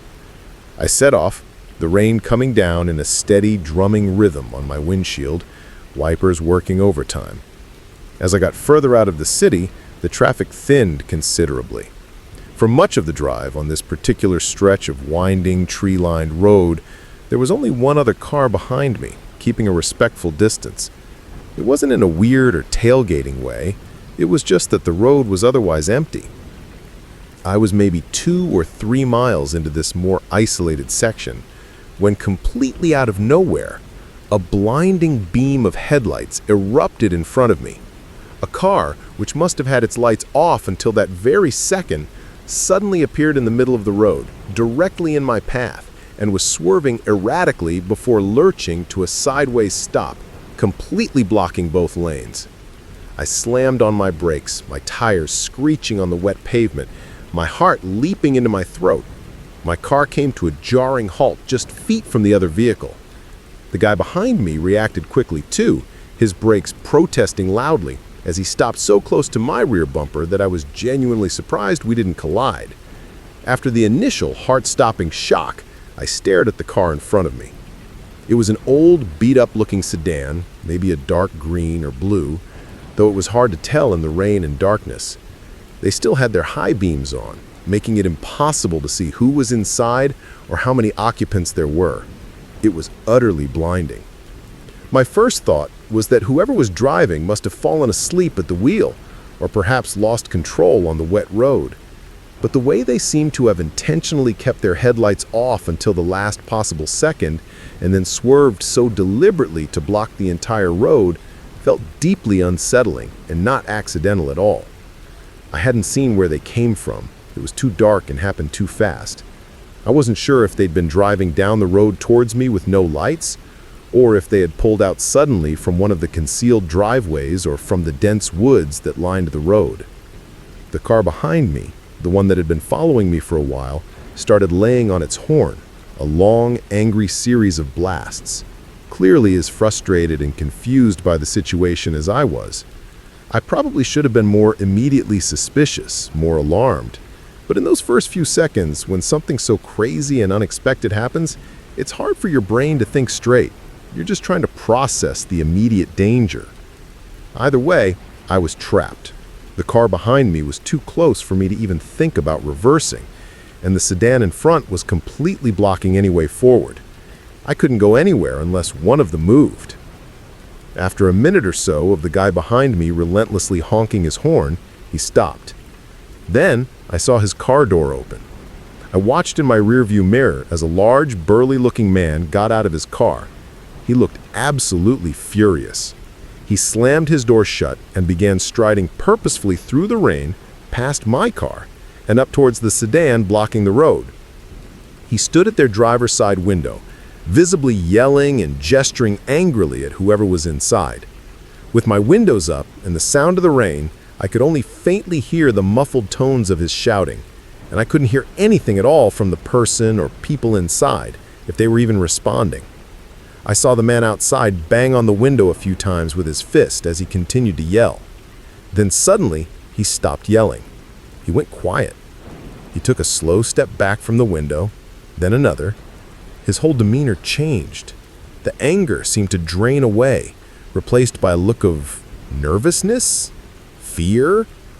He turned and walked much more quickly and less confidently this time back to his own car. As he was fumbling to get back into his driver's seat, the driver's door of the sedan in front opened. A man stepped out.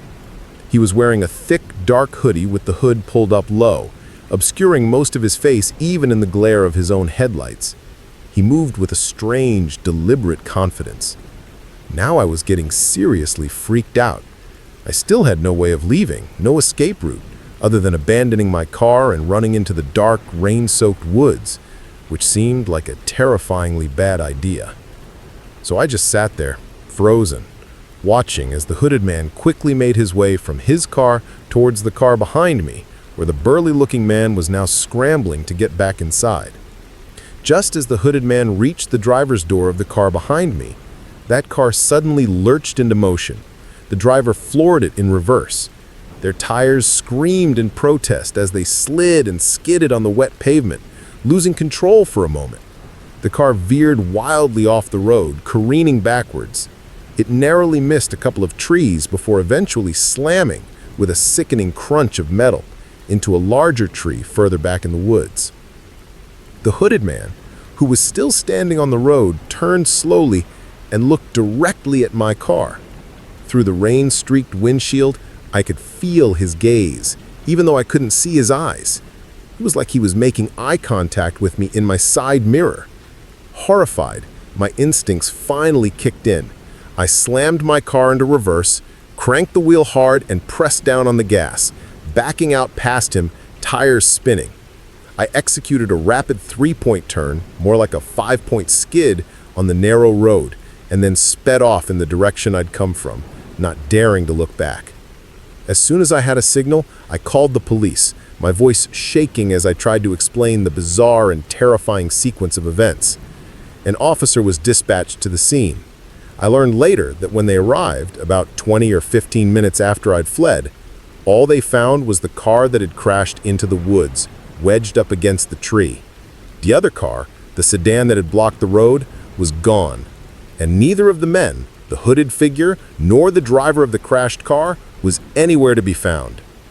I think we can all make some pretty grim assumptions about what was probably going on that night, even without knowing the specific reasons or motives. A deliberate roadblock on an isolated wooded road in the dark and rain by a car with no lights on, it doesn't sound like a friendly encounter. There are still a million unanswered questions, of course. Were they working together? Was it a planned ambush that went wrong? What happened to the driver of the car that crashed? All I can say for sure is that if the other guy, the one in the car behind me, hadn't been there, if he hadn't gotten out and confronted them, I would have been the one approached by that hooded figure, and I have a chilling certainty that I likely would have ended up in his place, or worse. That night was a stark reminder that sometimes the real monsters aren't in horror movies. They're out there on the dark, lonely roads.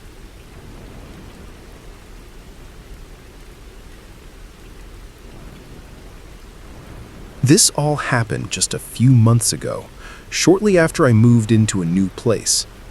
I'd recently bought a very small, one-story house in a quiet, older subdivision in the town of Oak Haven.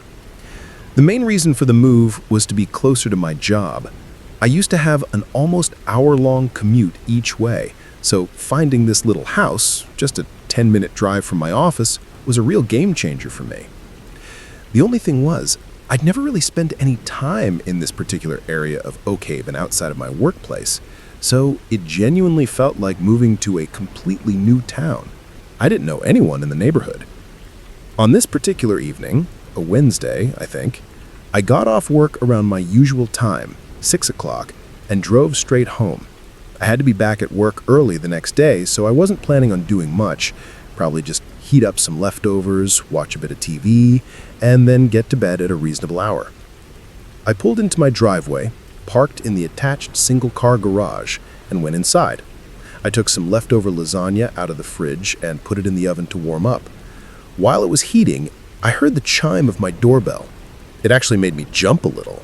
I hadn't heard the doorbell since I moved in, and I wasn't expecting anyone. I had no idea who it could be. I walked down the short hallway to the front door and peered through the peephole. Standing on my small front porch was a woman.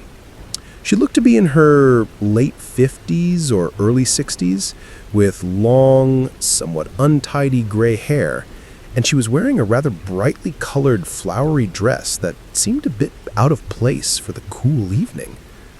I opened the door. "Hi, can I help you?" I asked. She smiled, a very wide, almost unnervingly enthusiastic smile. She said she'd noticed I'd moved in recently and just wanted to welcome me to the neighborhood. We stood there on the porch and talked for a minute or two. She asked me a series of questions. Where had I moved from? Did I have a wife or any children? What kind of work did I do? How long was I planning on staying in the area? Just a string of seemingly random small talk questions. I answered vaguely, not wanting to give too much personal information to a complete stranger. Then, as abruptly as she had started the conversation, she said, "Good night," gave another one of those wide smiles, and walked off down my driveway and along the sidewalk, disappearing around the corner.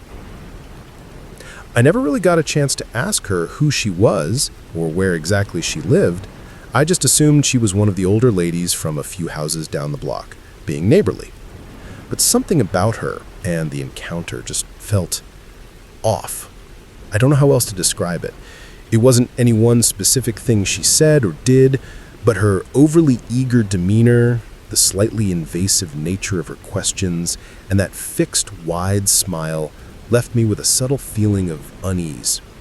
I tried to brush it off, telling myself I was just being overly analytical or perhaps just not used to such forwardly friendly neighbors. I went back to the kitchen, took my lasagna out of the oven, and settled down on the couch in the living room to eat and find something to watch on YouTube. I put on some random commentary video, more for background noise than anything else, while I ate. Only about 10 or 15 minutes had passed when I became aware of a sound from outside. It was a low, idling car engine, but it sounded very close and quite loud. I paused the TV and listened. Yes, definitely a car engine, and it sounded like it was right outside my house. I got up from the couch and carefully peeked out the front window, through a gap in the blinds. There was a car, a dark-colored older model sedan, parked directly in front of my house, right at the curb. The engine was running, but all its lights, headlights, parking lights, were off. This was strange. I looked up and down the street. It was mostly empty, with plenty of other open spots along the curb on both sides, yet this car had chosen to park, engine running and lights off, right in front of my house. I watched the car for a couple of minutes, but nothing changed. No one got out, no one got in, no lights came on. It just sat there, idling. Feeling a bit unsettled, I went back to the couch and tried to ignore it. Maybe it was someone waiting for a friend who lived nearby, though why they'd park right in front of my house with their engine running in the dark was a puzzle. A whole half hour passed. The sound of the car's engine was still audible, a constant, low thrum from just outside my living room window. It was starting to get on my nerves. Then suddenly, the engine shut off. The abrupt silence was almost more noticeable than the noise had been. I paused my TV again and listened. Nothing. No car door opening or closing, no footsteps. After another minute of silence, I got up and walked back to the window. I peered out again. The car was still there, in exactly the same spot, but now it was obviously no longer running. Still, no one else was outside. The street was deserted. It was just this one dark, silent car. Feeling a growing sense of unease, and for some reason not wanting to be observed, I made sure to close the blinds fully. I went back to the couch and started cleaning up my dinner plate and the living room. I'd only been doing this for a moment or two when a quiet yet distinct sound came from the other side of the house, from the back, near the kitchen and the back door.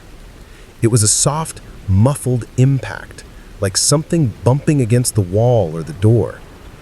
Already feeling a little on edge from the strange car and the earlier visit from the woman, I walked cautiously down the hallway that led towards the kitchen. As I neared the kitchen entrance, for a split second, I saw a shadow, the shadow of a person moving quickly away from my back door, as if they had seen or heard me approaching and were trying to hide or retreat. My heart leapt. Then I heard it, footsteps, quick and light, running around the side of the house towards the front. I rushed back to the living room window, yanked open the blinds, and looked out just in time to see a man dressed in dark clothing getting into the driver's seat of the parked car. The car started immediately, and it drove away quickly, disappearing down the street. My mind was racing. The first thing I did was go straight to my back door and open it, trying to figure out what that person had been doing out there. It only took me a few seconds to notice. The handle on the outside of the door was very loose, wobbly. It looked like someone had been trying to pry it off or tamper with it. Even just by jiggling the flimsy handle a bit to the side, I could see the inner workings of the lock mechanism inside the door. It looked like he was very close, perhaps only moments away from being able to unlock it and get inside my house. I stood there, a cold dread spreading through me. I couldn't say for certain if the old lady from earlier, the one with the flowery dress and the wide smile, had anything to do with this attempted break-in. I know it sounds like a stretch, a bit paranoid even, to connect her visit with this attempted break-in, but then I thought about the questions she'd asked me, all those seemingly innocent questions about whether I lived alone, if I had wife or kids. It suddenly felt less like friendly small talk and more like she had been gathering information, trying to determine if I was a suitable target, if I was alone and vulnerable. Maybe she was scouting for the man in the car. It's been a few months since that night. I've installed better locks, a security system, and motion sensor lights around the house. I've never seen the woman or the man in the dark sedan again, but I often find myself looking over my shoulder in my own neighborhood now. The thought that they might have been working together, that my friendly new neighbor might have been setting me up for something far more sinister, is a deeply disturbing one. And it makes me wonder how many other welcoming visits she might have made.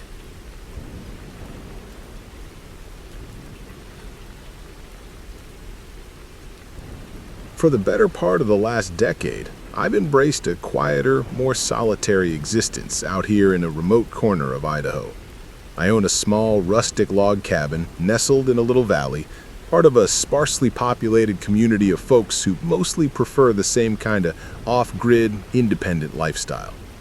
There's a small town center about a 30-minute drive away, with a general store, a post office, and a couple of diners, the essentials. But most of us have cabins or homesteads like mine, tucked away a few miles out from that hub, surrounded by either small-scale farms, dense pine forests, or just wide-open, grassy rangeland. I don't do any farming myself, but my cabin sits on a decent-sized parcel of land, mostly high desert scrub and grassland, that borders a rugged, mountainous wilderness area.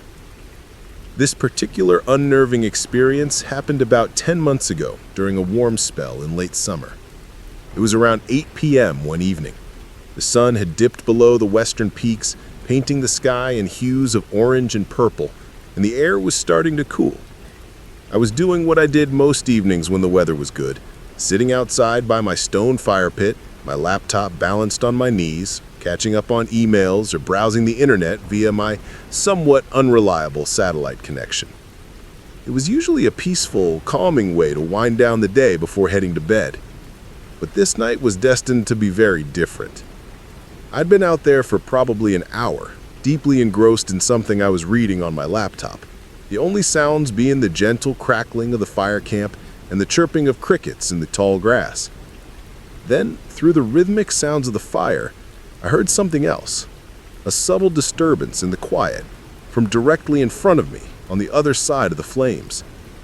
I lifted my head slowly, my eyes adjusting from the bright screen of my laptop to the dusky surroundings, and there he was. A man standing silently on the far side of the fire pit, perhaps 15 or 20 feet away, just beyond the main circle of light cast by the flames. He was simply materialized there. He looked like a typical local guy you might see around these parts, probably in his late 40s or early 50s, big, sturdily built, with a weathered face and a large, bushy salt and pepper beard. He was wearing practical, outdoorsy clothes, flannel shirt, denim jeans, work boots, but there was nothing typical about him just appearing like that, silently observing me. I pushed myself up from my old wooden chair, my heart suddenly thumping. "Hey, what are you doing here?" I called out, trying to inject a firmness into my voice that I definitely didn't feel. "Where'd you even come from?" My property was quite isolated. There were no public trails nearby, and my nearest neighbor was over a mile away through dense woods. The man didn't respond. He just stared at me, his expression unreadable in the flickering firelight, but it felt intense, unsettling. It was the kind of look I'd only imagine you'd see on someone who was about to do something very unpredictable, possibly very bad. Then his gaze shifted, moving past me towards my cabin. I kept my eyes locked on him as he began to walk, not towards me, but towards the front of my cabin. He moved with a strange, deliberate slowness. He went right up to one of the front windows, cupped his hands around his eyes, and peered inside intently for a long moment. Then he muttered something under his breath, too low for me to hear, turned, and started to walk away, not back the way he'd come, but towards the edge of my cleared land where it met the dense tree line of the national forest. "Hey, I'm talking to you!" I yelled after him again, my initial fear now mixed with a surge of anger and adrenaline. I threw in a few choice, unfriendly words for good measure, but the man just ignored me completely. He didn't even glance back. He walked steadily until he reached the dark shadows of the trees, and then he was simply gone, swallowed by the wilderness. The whole encounter was utterly insane, deeply disturbing. Some random guy appearing out of nowhere right by my cabin was no accident, especially not at that time of night. And the way he was acting, peering into my windows, ignoring me, it was beyond just strange. It was menacing. It was like he was looking for something specific or someone, and had absolutely no fear or concern about intruding on me or my property. My peaceful evening was shattered. I quickly doused the fire with the bucket of water I always kept nearby and hurried inside, making sure to bolt the heavy wooden door and all the windows. I went to my bedroom and retrieved my old hunting rifle from its case, checking to make sure it was loaded, just in case. I didn't honestly think he was going to come back, not right away, but I wasn't sure about anything anymore. Out here, the police response time is measured in hours, not minutes.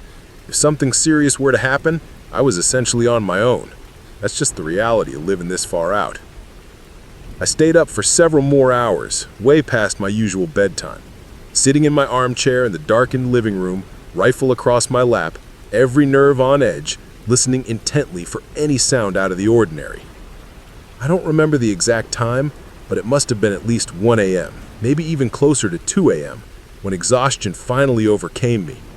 I was trying my hardest to stay awake, to remain vigilant, but my eyelids grew heavier and heavier, and eventually I passed out, slumped there on the couch. When I woke up, it was still dark, but there was an unusual, constant sound. It took my sleep-fogged brain a moment to identify it. Wind. Wind blowing through the house. I sat bolt upright, confused and disoriented, my heart instantly resuming its frantic pace. I looked over at my front door. It was wide open. Not just unlocked, but standing ajar, letting the chilly night air and the faint pre-dawn gloom seep into my cabin. I jumped up from the couch, my rifle still in my hands, and ran to the door. I peered outside, scanning the darkness in all directions, but saw nothing, no movement, just the swaying silhouettes of the trees in the faint moonlight. I slammed the door shut and threw the bolt, my hands trembling. Then I turned around, my back pressed against the door, to face the horrifying possibility that someone, he, was now inside my cabin with me. I stood there by the door for what felt like an entire minute, straining my ears, listening for any sound, a creak of a floorboard, a rustle of clothing, even heavy breathing. My cabin is small, only a few rooms. Any such sound should be audible. But it was dead silent, apart from the continued moaning of the wind outside and the occasional creaking of the cabin's old timbers. I took a deep breath and began to slowly, methodically move through the cabin. I checked every corner, opened every closet door, peered under the bed. Rifle at ready, I cleared each room, my heart pounding with a mixture of fear and adrenaline. But there was no one inside. The cabin was empty. I stayed up for the rest of the night, unable to sleep, jumping at every tiny sound. As soon as the sun finally rose, casting long shadows across my land, I drove into town and filed a report with the local sheriff's department. I described the man I'd seen, his strange behavior, and the subsequent discovery of my open door. I made the obvious assumption that the man from the fire pit was likely the one who had somehow gotten into my cabin while I was asleep. The one major issue with it all, the part that still deeply unnerves me, is the motive, or rather the lack of a clear one. When I checked around the cabin more thoroughly in the daylight, I found that a few odd, seemingly insignificant things were missing. An old, worn-out paperback book from my nightstand, a cheap decorative tin that I kept small trinkets in, and a half-eaten chocolate bar from the kitchen counter. Nothing of any real monetary value. He had definitely been inside, had walked around my cabin while I was passed out on the couch, just feet from me. But he hadn't taken anything valuable, and most importantly, he hadn't harmed me. So what he intended, why he specifically came to my isolated cabin, remains a complete and terrifying mystery. And without knowing why he came, there's no way of knowing whether or not he might come back. The thought that he might still be out there, somewhere in those vast dark woods, perhaps watching, is a constant chilling presence in the back of my mind.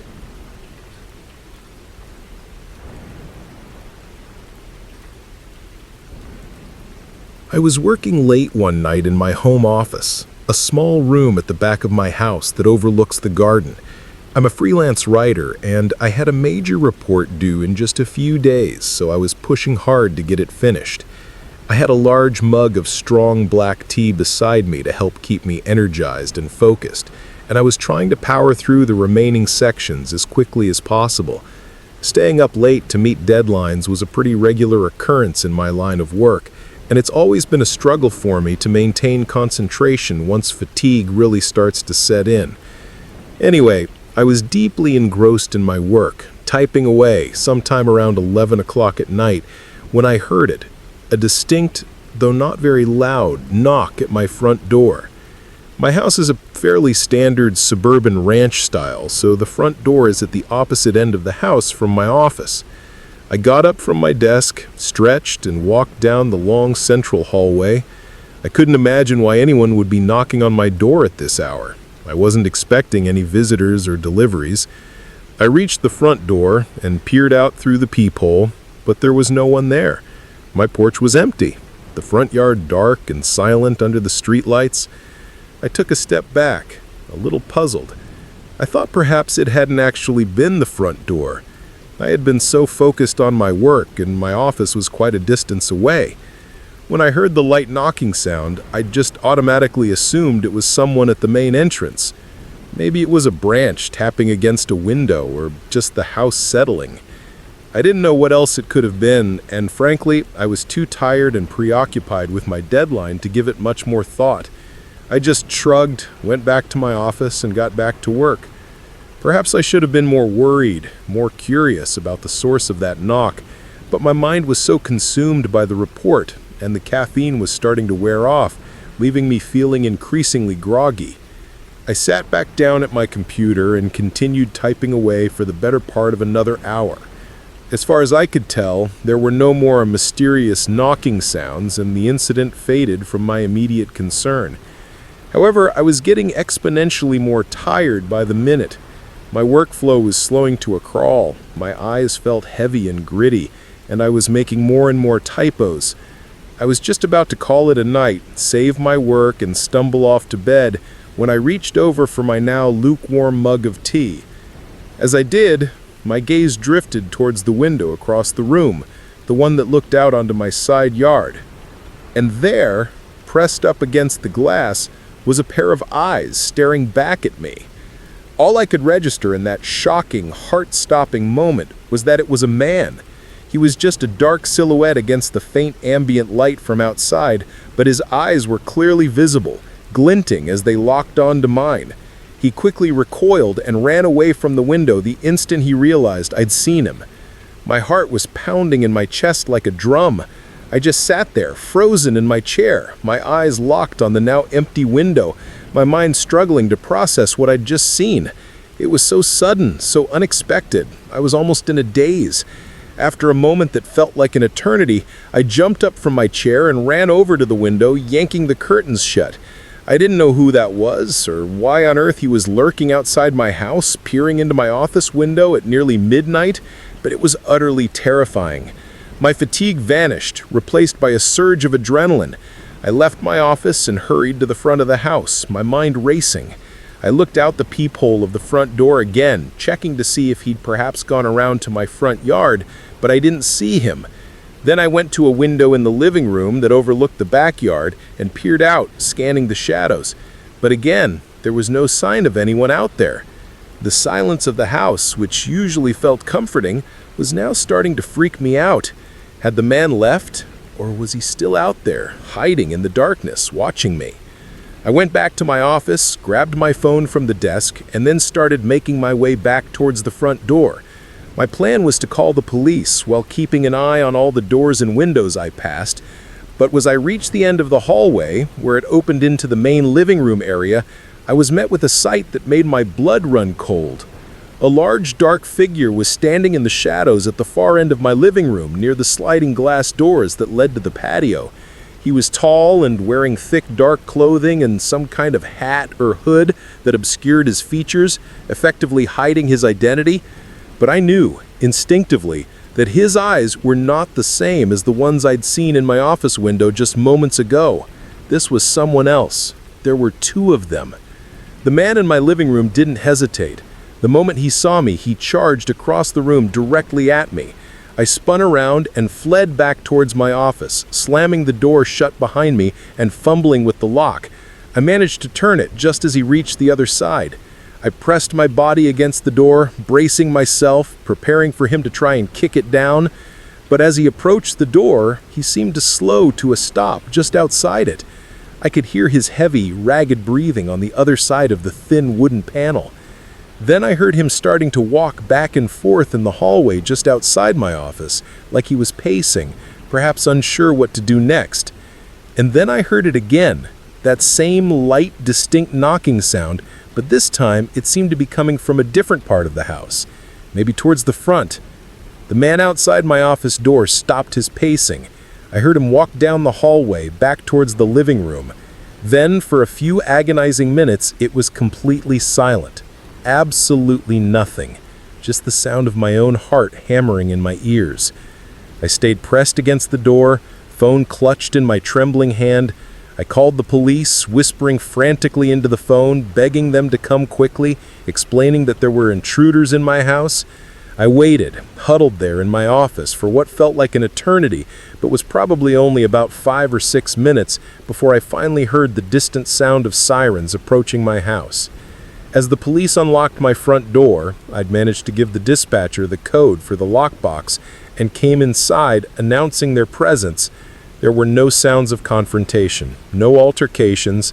I heard them walk through the house, their voices and footsteps echoing, and finally they came up to my office door and identified themselves. They never saw either of the men. Both of them were gone.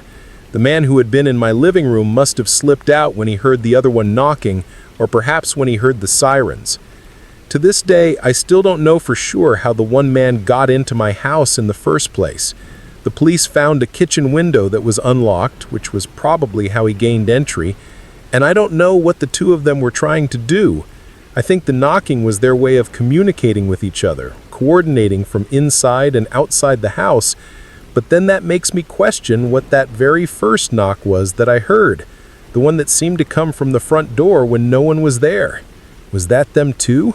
A test? The whole situation freaks me out every time I think about it.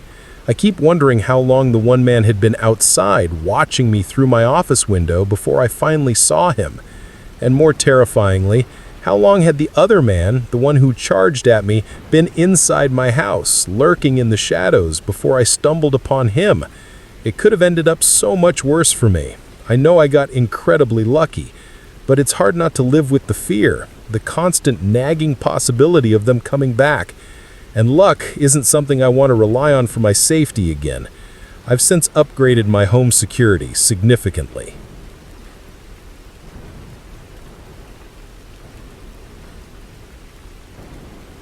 I had just gotten home from a long week at my marketing job, and I was thoroughly looking forward to a relaxing Friday night. I slumped onto the couch with a bowl of popcorn, put on a movie I'd been wanting to see, and settled in. Outside, a major thunderstorm was raging. The rain was lashing against the windows, and the wind was howling. It was the kind of weather that makes you glad to be indoors. We don't get storms like this very often where I live, in our normally placid suburb of Meadowbrook, so nights like these, with the dramatic weather, always have a certain thrill to them. I even had the window curtains in the living room partially open, hoping to catch some cool flashes of lightning illuminating the street. As the night wore on and the movie progressed, sometime around midnight, during a particularly dramatic scene, my attention was momentarily drawn to something outside my window. Across the street, I saw a man walking slowly down the sidewalk. This was immediately strange. He had no hood, no umbrella, no coat, and he was completely soaked to the bone by the torrential rain.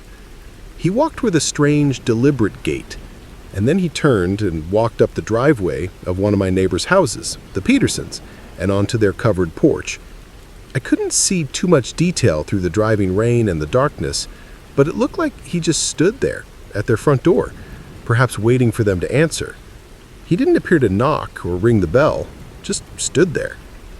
After a minute or so, he turned, walked back down their driveway to the sidewalk, and continued further down the street, in the direction of the cul-de-sac at the end of our block. I lost sight of him as he moved beyond my line of vision. Seeing that gave me a distinctly uneasy feeling. At this time of night, nearly midnight, and in this kind of severe weather, it just wasn't normal for someone to be casually walking around the neighborhood, especially approaching people's houses like that, without any protection from the elements. He looked like a drowned rat, and his behavior was just off. A little unsettled, I got up and closed the curtains by my living room window completely. My reasoning was that if he did decide to come to my house next, he wouldn't be able to see me inside, and therefore wouldn't necessarily expect me to answer the door if he knocked. I tried to put it out of my mind and get back to my movie. Only about 15 minutes passed, however, before I heard a sound from outside my house. It wasn't a knock or a doorbell. It was the distinct sound of footsteps on my concrete driveway, then on the wooden boards of my front porch. Someone was walking up to my front door. But then, instead of knocking, I heard them moving around, their footsteps crossing my porch, pausing near one of the front windows, then going back towards the door. Still no knock, no ring. By now I was really confused and increasingly apprehensive. I muted the TV. I wanted to look out the peephole to see who it was, but I was worried that they'd hear me approaching the door or see the peephole darken. so I just waited, frozen, listening intently. After another minute or so of this strange movement on my porch, there were no more sounds. Silence, apart from the continued roar of the storm. My curiosity and a growing sense of dread got the better of me. I quietly crept up to the front door and peered through the peephole. My heart lurched. It was the man I'd seen earlier, the one who was soaked to the skin. And he was still there, standing at the very edge of my porch, near the steps, just looking at my front door with a completely blank, expressionless face. He wasn't doing anything, just standing and staring. I watched him for a few seconds, a chill running down my spine. He looked like a statue, water dripping from his hair and clothes. This was beyond strange. It was genuinely creepy. I backed away slowly from the door. It was now that I started to think that calling the police might be a good idea. His behavior was not normal, and if he was going around to other people's houses in the neighborhood and doing the same thing, just standing and staring, it was something the authorities should probably know about. I turned to go back to the living room to get my phone, which I'd left on the coffee table. But then, as I turned, I heard the sound of footsteps again, this time departing. Heavy, squelching footsteps moving quickly away from my porch and down the driveway. I looked out the peephole again, and he was gone, vanished into the stormy darkness. After giving it some more thought, I decided that this was still too unsettling to just ignore. Whatever that man was doing, it wasn't normal, and it felt vaguely threatening. I called the non-emergency police line and let them know about the suspicious individual. I described him and his behavior. The dispatcher said that they would send an officer to patrol the neighborhood to see if they could locate the man and find out what he was doing, or at least encourage him to go home and get out of the storm. That was about all that could be done at the time, they said. I thanked them, hung up, and then, just to be sure, checked out the front door one more time before heading back to the couch. The whole incident had really rattled me, though. The relaxing night I'd planned was completely ruined. Now I just felt exhausted and on edge. I decided to give up on the movie, shut everything off, and went upstairs to my bedroom to try and get some sleep. I got into bed, turned off the lights, and I lay there listening to the storm. I was just starting to drift off when a sudden heavy sound from downstairs made me sit bolt upright in bed. It came again, louder this time. It was a series of forceful impacts, like someone was smashing something heavy against a solid object repeatedly. My heart was pounding. I got out of bed and ran to the top of the stairs. I listened, and then it came for a third time, a violent blow, and I realized with a surge of pure terror that the sound was coming from my front door. Someone was hitting something against it over and over again with tremendous force. It looked like it was just a few more hits away from splintering completely and bursting open. Now, absolutely terrified, I scrambled back up the stairs, ran into my bedroom, locked the door, and called emergency services again, this time my voice frantic. The operator tried to calm me, saying that an officer was already in the neighborhood from my earlier call and would be at my house in just a minute. But even as she was speaking, through the phone, I heard it. The horrific sound of wood splintering and shattering, followed by the loud crash of my front door slamming against the hallway floor downstairs. He was in. I heard heavy footsteps moving quickly through the downstairs area, going into every room, a methodical, terrifying search. Then they began moving towards the stairs. I could hear them ascending, coming for me. But just as they reached the landing, they were cut off by the sound of a car pulling up rapidly outside, doors slamming, and then an officer running up to the house, shouting. The intruder immediately stopped his ascent. I heard him turn and run back down the stairs, and then the sound of him fumbling with the back door. Apparently, in his haste and panic, he had trouble getting the back door open. This delay allowed the officer, who had now entered the house through the broken front door, to apprehend him. The man, who the officer later described as looking completely wild-eyed and psychotic up close, refused to say a single word. Not one utterance before they took him away. His intentions, however, were chillingly clear.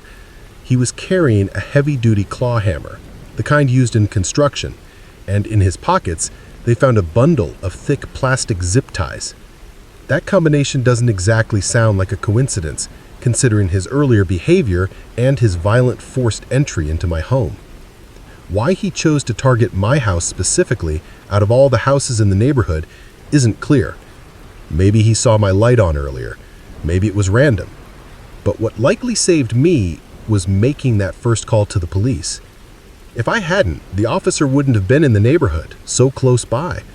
And if they hadn't arrived when they did, with him already on the stairs, I truly believe I would have been in grave danger, and perhaps would have never been seen again. The thought of that hammer and those zip ties still makes me physically ill.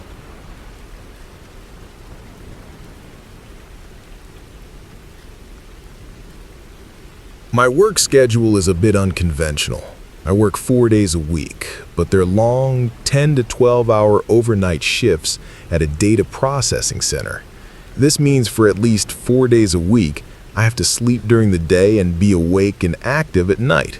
For a while, I tried to switch back to a normal daytime schedule on my 3 days off, but it usually just resulted in me getting terrible quality sleep and feeling perpetually jet-lagged and tired. So a few months ago, I decided to just stick to the same nocturnal schedule all week round. I typically go to bed around noon or 1 p.m. and wake up around 8 or 9 p.m. It was definitely hard to get used to at first, especially the social isolation aspect, but I had to do it for my job. And after a few months of consistency, it wasn't too terrible. My body eventually adapted. On one of my days off, about 2 months ago, I woke up around 9 p.m., had what most people would consider breakfast, for me it was dinner, did a few chores around my small rented house, and then decided to go out for a run just before midnight. This was a fairly normal part of my routine on my days off. Sometimes I'd have lazy days where I'd just binge watch shows or read, but for the most part, I tried to get some exercise, usually a run, within the first few hours of my day. My house is conveniently located right next to a large, dense area of protected woodland known as Blackwood Forest Preserve. There's a well-maintained network of walking and jogging trails through it, and I take the same path pretty much every time I go for a run. It's basically a big 3-mile loop that winds through the forest, over a couple of small creeks, and around a little pond. I'll usually go around it as many times as I feel I need to, depending on my energy levels, before I feel like I've had a decent workout. So on this particular night, I set off around 11:45 p.m., dressed in my usual running gear, with a reflective vest and a headlamp as the trails are unlit. I started along my familiar trail, enjoying the cool night air and the sounds of the forest, the rustling of leaves, the occasional hoot of an owl. I looped around the trail twice, feeling pretty good, the rhythm of my feet on the packed earth a comforting constant. I was starting my third loop when I first noticed him. He was quite a distance down the trail ahead of me, too far to see clearly, but it looked like another person, perhaps also out for a late-night walk or run. This wasn't entirely unusual. Other people did use the trails at night sometimes, though it was rare to encounter anyone this late. As I started to get closer, though, I realized he wasn't moving. He was just standing there, in the middle of the path. He was wearing a dark, hooded sweatshirt with the hood pulled up and baggy, dark pants. He was facing in my direction as I approached him. He just stood there, stock still, as I ran towards him. As I passed him, giving him a wide berth, he slowly, deliberately turned his head to follow my movement like he was watching me intently. I didn't say anything, just offered a quick, nervous nod, but he didn't respond. I glanced back over my shoulder after I'd gone a little way, and I saw him still standing there, in the same spot, still facing the way I'd gone. It creeped me out. There was something unnervingly passive, yet intensely focused about his stillness. I kept thinking about it for the next couple of minutes as I continued my run. When I looped around again, completing my third circuit and starting my fourth, he was gone. The spot where he had been standing was empty. I don't know if maybe he'd taken one of the smaller, intersecting shortcut trails through the woods, though the main exit to the preserve was on the opposite side of the loop from where he'd been standing, and he definitely hadn't passed me on the main path going the other direction. The way he had just appeared, stood so strangely, and then vanished, gave me a really bad feeling. It was enough to make me decide to cut my run short and head home. The enjoyment was gone, replaced by a prickling sense of unease. I left the forest preserve, jogging back through the quiet, sleeping streets of my neighborhood towards my house. When I got inside, I chugged a large glass of water and sat down on the couch for a moment to catch my breath and cool down. I'd only been sitting there for a minute or two when I was startled by a soft sound from right outside my front door. It was almost 1 a.m. by now. Nobody should have been at my house. My heart began to thump. I got up quietly and walked to the front door. Peering through the pee-hole, my stomach dropped. Standing on my small front porch, illuminated by the dim porch light, was a man, and I recognized him immediately, even though his face was mostly shadowed by his hood. It was his dark sweatshirt, his baggy pants. It was the same man from the Forest Preserve Trail. I felt a wave of nausea wash over me as I watched him. He was just standing there, perfectly still, just like he had been on the trail. He didn't knock, he didn't ring the doorbell, he just stood. I must have watched him through the pee-hole for a whole minute, my mind racing. He did nothing more than glance around slowly a few times, his head moving with that same deliberate, unnerving quality. I started to get really creeped out, my initial unease blossoming into genuine fear. I thought about how he must have followed me home from the forest preserve. He knew where I lived, and his behavior was clearly not normal. It was predatory. I backed away silently from the door, went to my kitchen, and quietly dialed emergency services.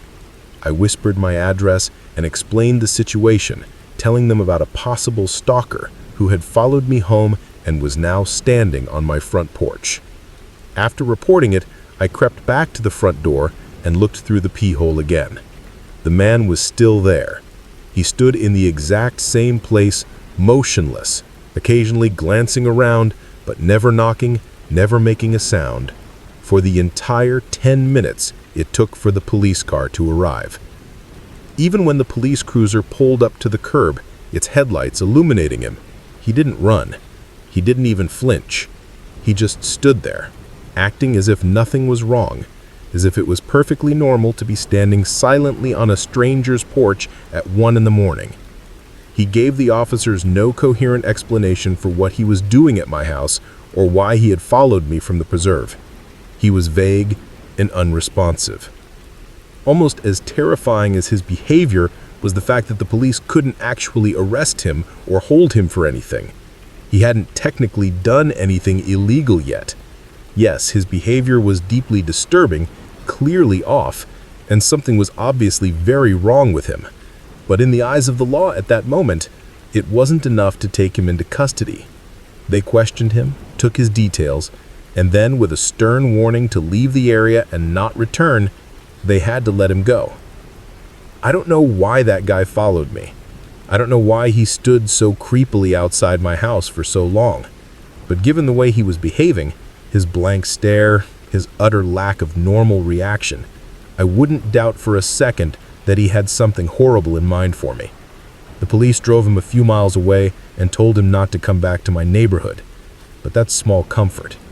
The thought that he's still out there and that he knows where I live is a terrifying one.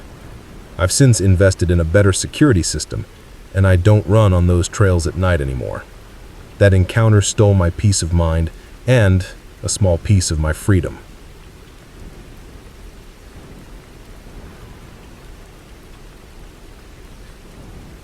I was working a late shift delivering for Luigi's Sub Shack, a local sandwich place in my town of Oak Haven. It was a pretty uneventful Tuesday night, probably around 10:30 or 11. I had my usual playlist going in my old sedan, just cruising along, going through the familiar motions of a late-night delivery run. The streets were mostly deserted at that hour, which I usually preferred.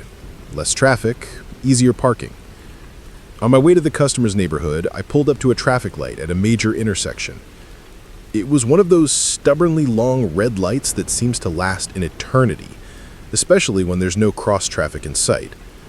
As I sat there, drumming my fingers on the steering wheel and staring blankly at the unchanging red, a car pulled up in the lane beside me. I only glanced over for a split second, trying to avoid that awkward, prolonged eye contact you sometimes get with other drivers at a stoplight. But even in that brief glance, I noticed their windows.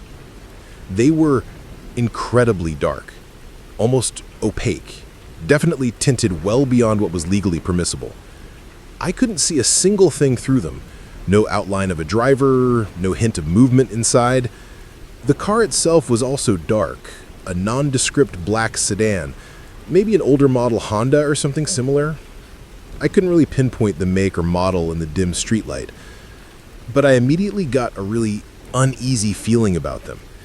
It could have just been the fact that we were the only two cars at this big intersection late at night, or maybe it was the impenetrable windows. But something about that car just felt off, predatory almost.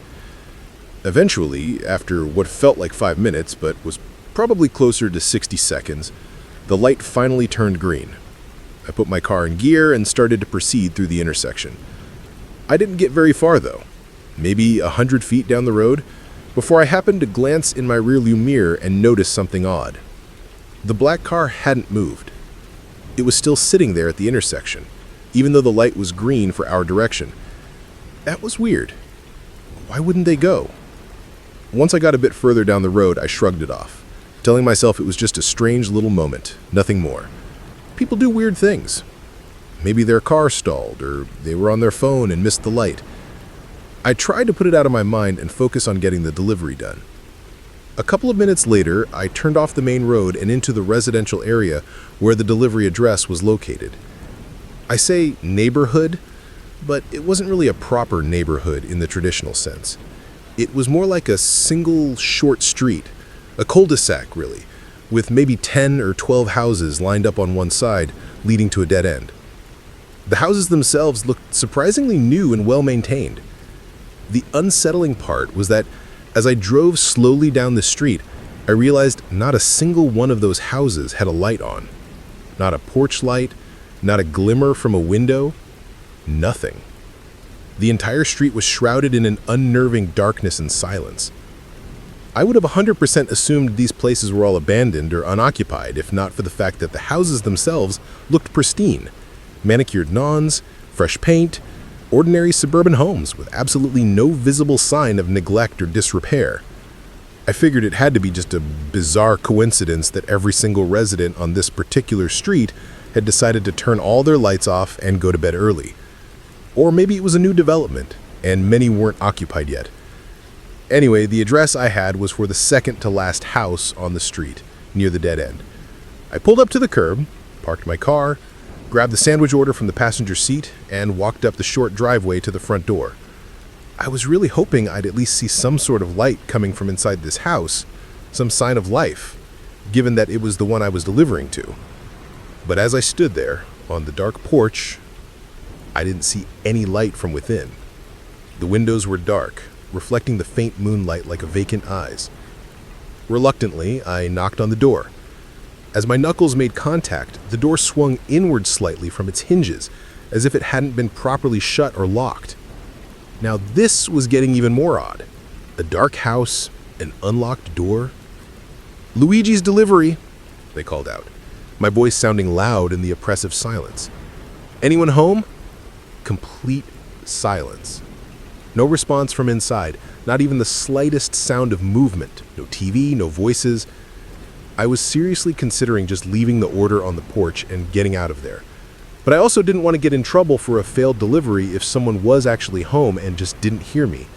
So, just to be sure I hadn't missed anything, I pushed the door open a little further, peering into the darkness. I could make out a hallway and a room off to the side. Both were completely empty.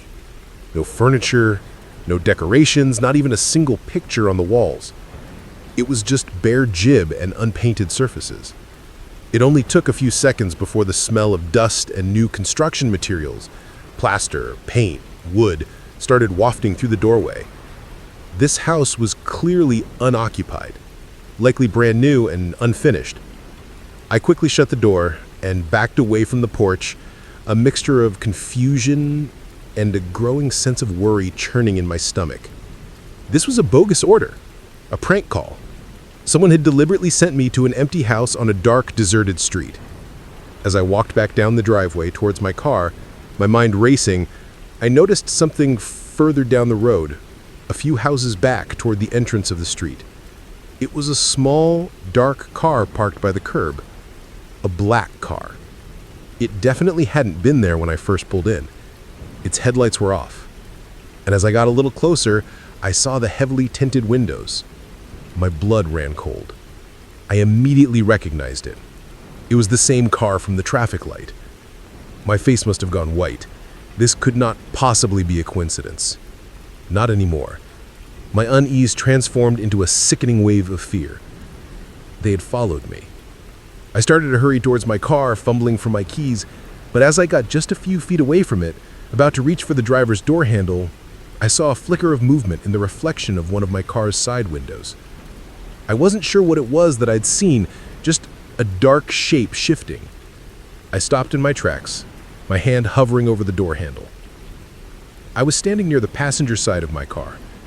Through the passenger window, my eyes fell on the back seat. It was dark inside my car, but there was something there, something blocking the rear window, a silhouette against the faint light from the street behind. It only took me about a second, a horrifying, heart-stopping second, for my brain to process what I was seeing. It was the shape of a person, crouched down in my back seat. I didn't hesitate. I turned and bolted, sprinting back towards the empty house I had just come from, back up on that dark porch. As I did, I heard the back door of my car swing open. A man, dressed entirely in black hoodie pulled low, black pants. He came scrambling out of my car. But he didn't chase me towards the house. Instead, he ran straight down to the road towards the waiting black sedan with the tinted windows, jumped in, and the car sped off, disappearing quickly into the night. I stayed on that porch, my heart pounding so hard I thought it would burst, my hands shaking uncontrollably as I dialed emergency services. I probably could have gotten into my car and driven away at that point, now that they were gone, but I was too scared, too shocked to think straight. My legs felt like jelly. The police arrived surprisingly quickly. They listened to my frantic story and then immediately told me that this entire street, all these houses, were indeed unoccupied. They were new builds, part of a development that hadn't been officially opened or sold yet. That explained why they looked so nice, but also so eerily abandoned, and why the house I went to was unlocked and empty. What I definitely didn't expect to hear them say, though, was that they'd had multiple reports over the past week of incidents very similar to mine. Apparently, some guy or group of guys had been placing fake delivery orders using fake names and addresses for these unoccupied houses and then following the delivery drivers. My encounter was, they said, the closest call any of the drivers had experienced. The man had actually managed to sneak inside my car while I was on the porch of the empty house and was lying in wait for me in the back seat, waiting for me to get in, maybe even start driving away before what? Who knows what he was planning to do? Robbery? Carjacking? Something far worse. The police took my statement, but there haven't been any updates on finding him or the black car. The thought of how close I came, of what could have happened if I hadn't seen that flicker of movement in my car window, if I had just gotten in and driven away with him hidden in the back seat, it still makes me sick to my stomach. I'm much more cautious on my deliveries now, especially at night, and I always check my back seat.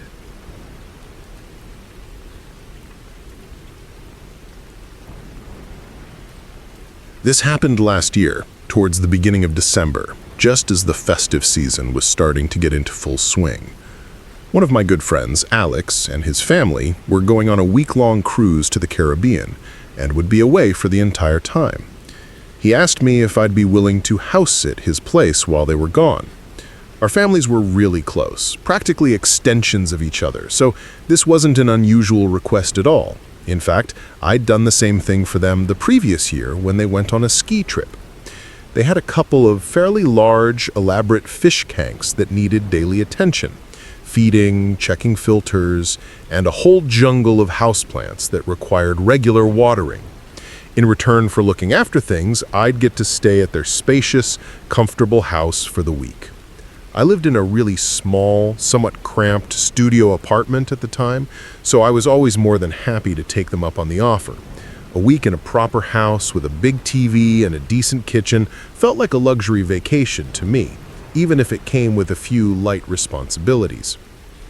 I headed over to Alex's house a couple of hours before they were due to leave for the airport. We hung out for a bit. They gave me a quick refresher on the fish feeding schedule and the watering routine for the more temperamental plants. And then they were off, an excited flurry of suitcases and last-minute reminders. Once they left, I unpacked some of my things, made myself comfortable, and got settled in. Around 6 o'clock, I decided to go out and pick up some takeout for dinner. I brought it back to the house, ate in the cozy living room while watching a movie on their big screen TV, and generally felt pretty relaxed and content. Only about half an hour later, around 7:30, while I was still watching the movie, there was a knock at the front door. I paused the show, a little surprised, and got up to see who it was. I peered through the peephole. Standing on the porch was a man I didn't recognize. He looked to be in his mid-30s, maybe early 40s. He wasn't wearing any kind of delivery uniform or work attire. He just looked like a regular, ordinary guy. Jeans, a casual jacket, nothing particularly remarkable about him. I cracked the door open a few inches, keeping the chain lock on just in case, and asked what he needed. He looked genuinely startled to see me, his eyes widening for a fraction of a second. But he quickly recovered his composure, and then he asked if Alex, my friend, was home right now, using Alex's actual name. This made me think he might be a friend of Alex's that I hadn't met before, or perhaps a work colleague. I told him that Alex wasn't home and that he'd have to come back some other time, maybe next week. The man didn't ask any further questions, didn't inquire when Alex would be back or leave a message.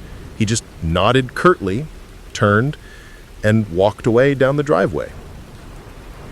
I probably should have asked him what he needed or who he was, but I felt like if it was important, he should have volunteered that information himself. His abrupt departure without any follow-up felt a bit odd. I was pretty sure it was nothing to worry about, just a minor, slightly strange interaction. Still, just to be on the safe side, I sent a quick text to Alex, letting him know that someone had come by asking for him and describing the man. Alex called me back a few minutes later, his voice sounding concerned. He asked me to describe the man again. After I did, he said he had absolutely no idea who that guy could have been. He didn't know anyone matching that description who had any reason to come to his house unannounced. This made me a little more uneasy, but Alex reassured me it was probably just a lost acquaintance or a misdirected salesperson. I kept an eye out for the rest of the evening, occasionally peeking through the curtains, but the street remained quiet, and I still felt like it was probably nothing serious. I watched TV for another hour or so, then went around the house watering the various plants and feeding the fish in their elaborate tanks. Around 9:30, I started getting the pull-out sofa bed in the living room set up for myself. Alex had insisted I use their master bedroom, but I always felt more comfortable sleeping downstairs when I was house-sitting, closer to the main exits. I tossed a few blankets and pillows down, making a cozy little sleeping area. Just as I was finishing, there was another knock at the front door. I walked over, more confused and slightly irritated this time than anything else. But my irritation quickly turned to a distinct sense of unease when I looked through the peephole and saw the same guy standing outside on the porch again, the man from earlier. This time, I didn't open the door, not even a crack. "Hey, what do you need?" I yelled through the closed door, trying to sound firm. "Alex isn't here. Can you please come back a different day?" I watched through the peehole as the man listened, his head tilted slightly, staring intently at the door as if he was thinking, processing my words.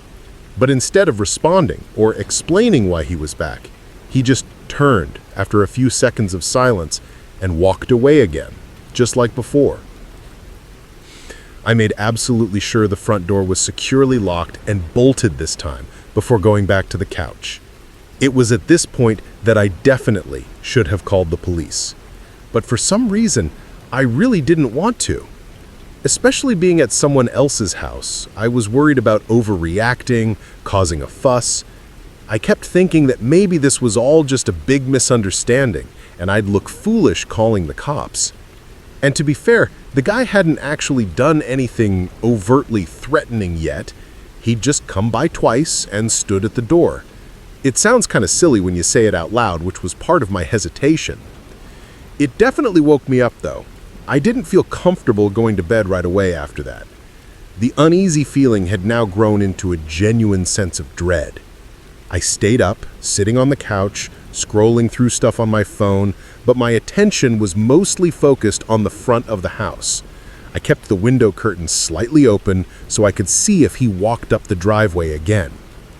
I probably waited and watched for a good 2 hours, every nerve on edge, jumping at every creak and groan of the house settling. Eventually, my eyes started getting heavy, despite the adrenaline. I did one last, thorough check out all the front windows before finally closing the curtains completely and trying to convince myself it was safe to get ready for bed. I went upstairs to the main bathroom, brushed my teeth, then hopped in the shower to quickly rinse off, hoping it would relax me. By the time I got out, dried off, and went back downstairs to the living room, it had been less than 10 minutes. I went around and turned off all the lights in the house, plunging the downstairs into darkness. Before finally getting into my makeshift bed on the couch, I figured I'd do one last, final check out the front windows, just to help me sleep a little easier. I pulled back the edge of the curtain and looked out. The street was dark and empty. I saw nothing but the silhouettes of trees swaying in the gentle night wind and the deserted road in front of the house. Relieved, I let the curtain fall back into place. I stepped back from the window, and as I turned to go back over to the couch, my eyes drifted towards the front door, and I caught something, a detail that made my blood freeze. The deadbolt lock, the little thumb turn on the inside, was sideways, horizontal, unlocked. I walked over slowly, thinking, hoping I was seeing things wrong in the dim light, but no, it was unmistakably unlocked. I was completely, utterly certain I had locked it, double-checked it even after the man's second visit. There wasn't even a shadow of a doubt in my mind. I froze up for a second, my mind reeling. Then, a massive surge of adrenaline coursed through me. My first thought was my phone. I needed to call for help. I turned and crept silently over to the end table next to the couch where I had left my phone just minutes before going up to shower. But it wasn't there. My phone was gone. Someone had already taken it. I didn't stay a second longer. My keys were on the coffee table. I snatched them up and ran out the front door, not even bothering to close it behind me. I jumped into my car, which was parked in the driveway, and used the emergency call button feature in my car. Thank God for modern technology, as I simultaneously pulled out of the driveway. I parked further down the road, a safe distance away, lights off, and waited, my heart hammering against my ribs. When the police pulled up to Alex's house and went inside to search, they found the man, the same one who had come by twice earlier, sitting calmly in one of the spare bedrooms, as if he belonged there. When they arrested him, he didn't say a single word, completely mute, offering no resistance and no explanation. They found a crudely forged but apparently effective key in his pocket that matched Alex's front door lock. Nobody knows how he got it or how he made it. Alex, when I spoke to him later, he cut his trip short and flew back immediately. Told me again, vehemently, that he had no clue who the man was or why on earth he would break into his home. But honestly, something about Alex's reaction, his demeanor, felt off. It felt like there was something he wasn't telling me. Suspiciously, we haven't talked much since that incident either. Our friendship noticeably strained. I don't know what was going to happen that night if I hadn't noticed the door was unlocked, if I had just gone to bed thinking I was safe.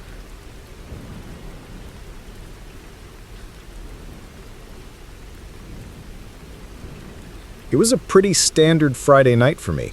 I had gotten home from my job at the warehouse around 9 o'clock, feeling exhausted from a long week, but also wired and ready to unwind by staying up late and gaming. All my usual gaming buddies had to work early the next morning, so it was just me, playing solo, looking forward to a few hours of relaxing in front of my PC. My gaming setup was in the corner of my living room, which was at the front of my small, somewhat old rented house. A few hours into the night, probably around midnight or so, deep into a particularly intense session of my favorite RPG, I heard what sounded like a knock. It was distinct enough to pull me out of my focused state.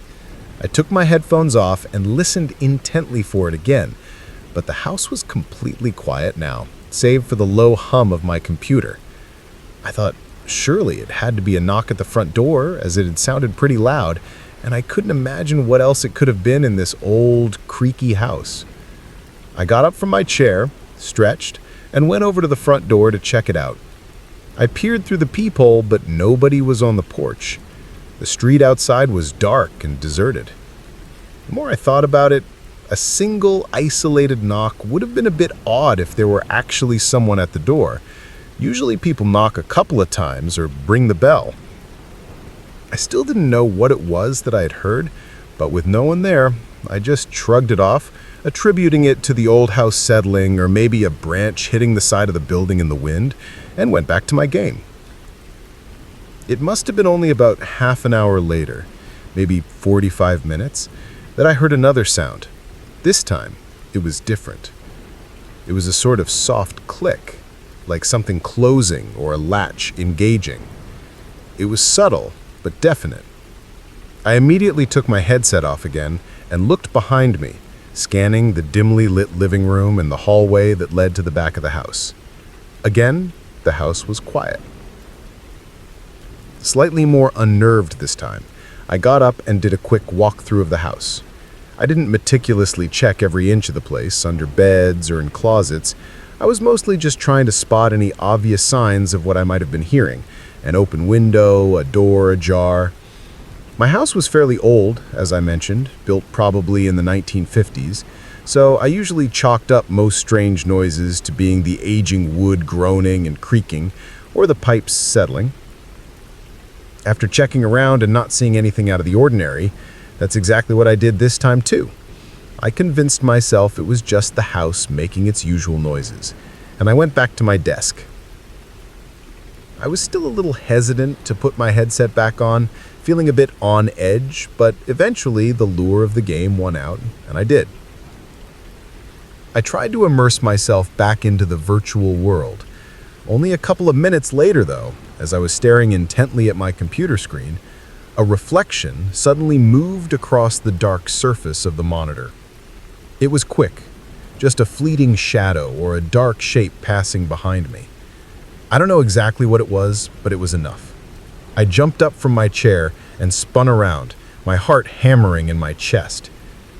This time, it was different. This time it was almost like I knew, with a chilling, gut-wrenching certainty, that someone was inside my home. That shadow, that movement, hadn't been my imagination. Someone had just walked somewhere behind me. My desk, as I said, was in the living room.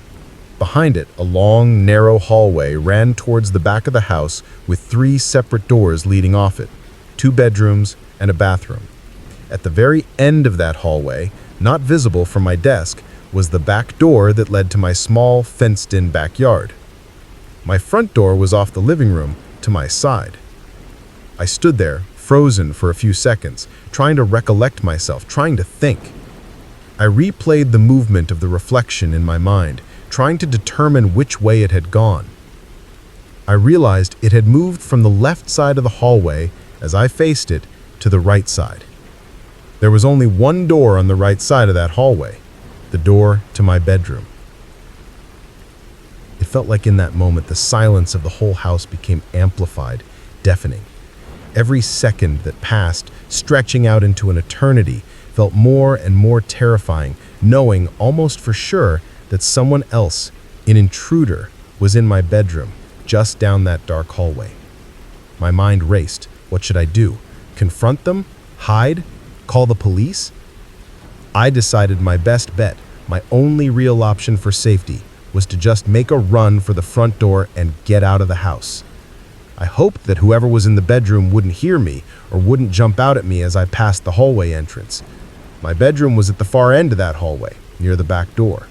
The front door was much closer. After a few more seconds of agonizing indecision, summoning every ounce of courage I possessed, I forced myself to move. I bolted from behind my desk, across the living room, and straight for the front door. I dared not look down the hallway as I ran. I heard nothing as I ran, no indication that I'd been noticed. I burst out the front door and into the relative safety of my front yard, not stopping until I reached the sidewalk.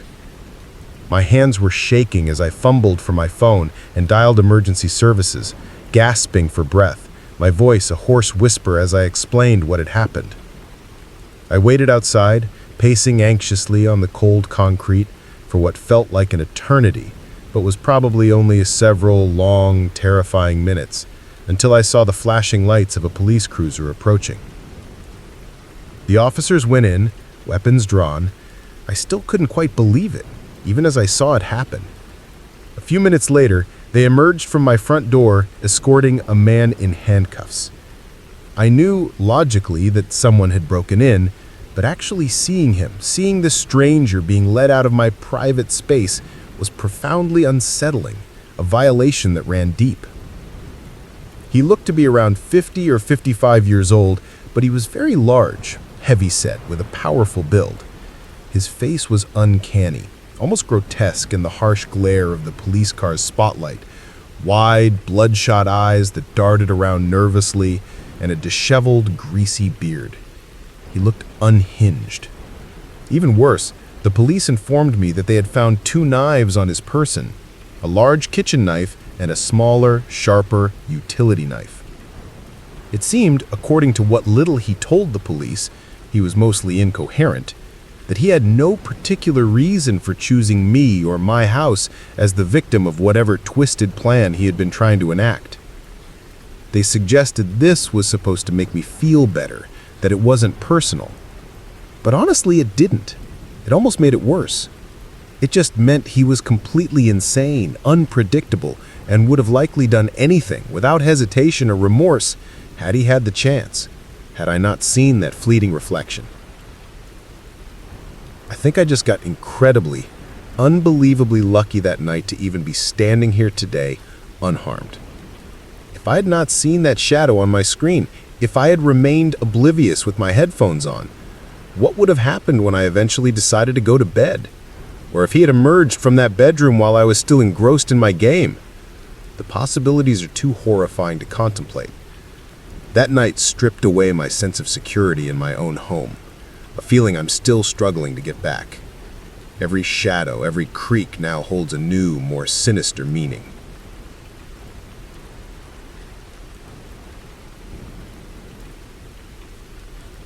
Last autumn, I decided to spend a week unwinding in a rented cabin way up in the Sierra Nevada mountains of California. It was a place I'd found online, advertised as a secluded retreat, perfect for getting away from the city noise and stress, and it certainly lived up to that description. The cabin was pretty far out from any of the major towns, nestled high on a wooded ridge and accessible only via a long, winding, and rather bumpy dirt road. Dense pine and fir forests surrounded it on all sides, creating a profound sense of isolation, which was exactly what I was looking for. Winter was just beginning to make its presence felt in the higher elevations, There was a light dusting of snow on the ground when I arrived, and the air was crisp and cold, but nothing too extreme. The first 3 days of my stay were idyllic. It was incredibly peaceful, the silence broken only by the wind sighing through the tall trees or the distant call of a bird. I spent my time reading by the stone fireplace, going for short hikes on the nearby trails, and just generally relaxing and recharging. But then, midway through the 4th day, things took a decidedly unsettling turn. I was in the small kitchen area, making myself a cup of tea, when there was a knock at the cabin door. I had no idea who it could possibly be. I wasn't expecting any visitors, and the nearest neighbor, according to the cabin owner, was several miles away. There was no cell service up here, and the cabin didn't have a landline, so it wasn't like someone could have called ahead. I walked over to the heavy wooden door. There was no peephole, and the small windows on either side of the door were frosted, offering no view of the porch. My only option was to open it.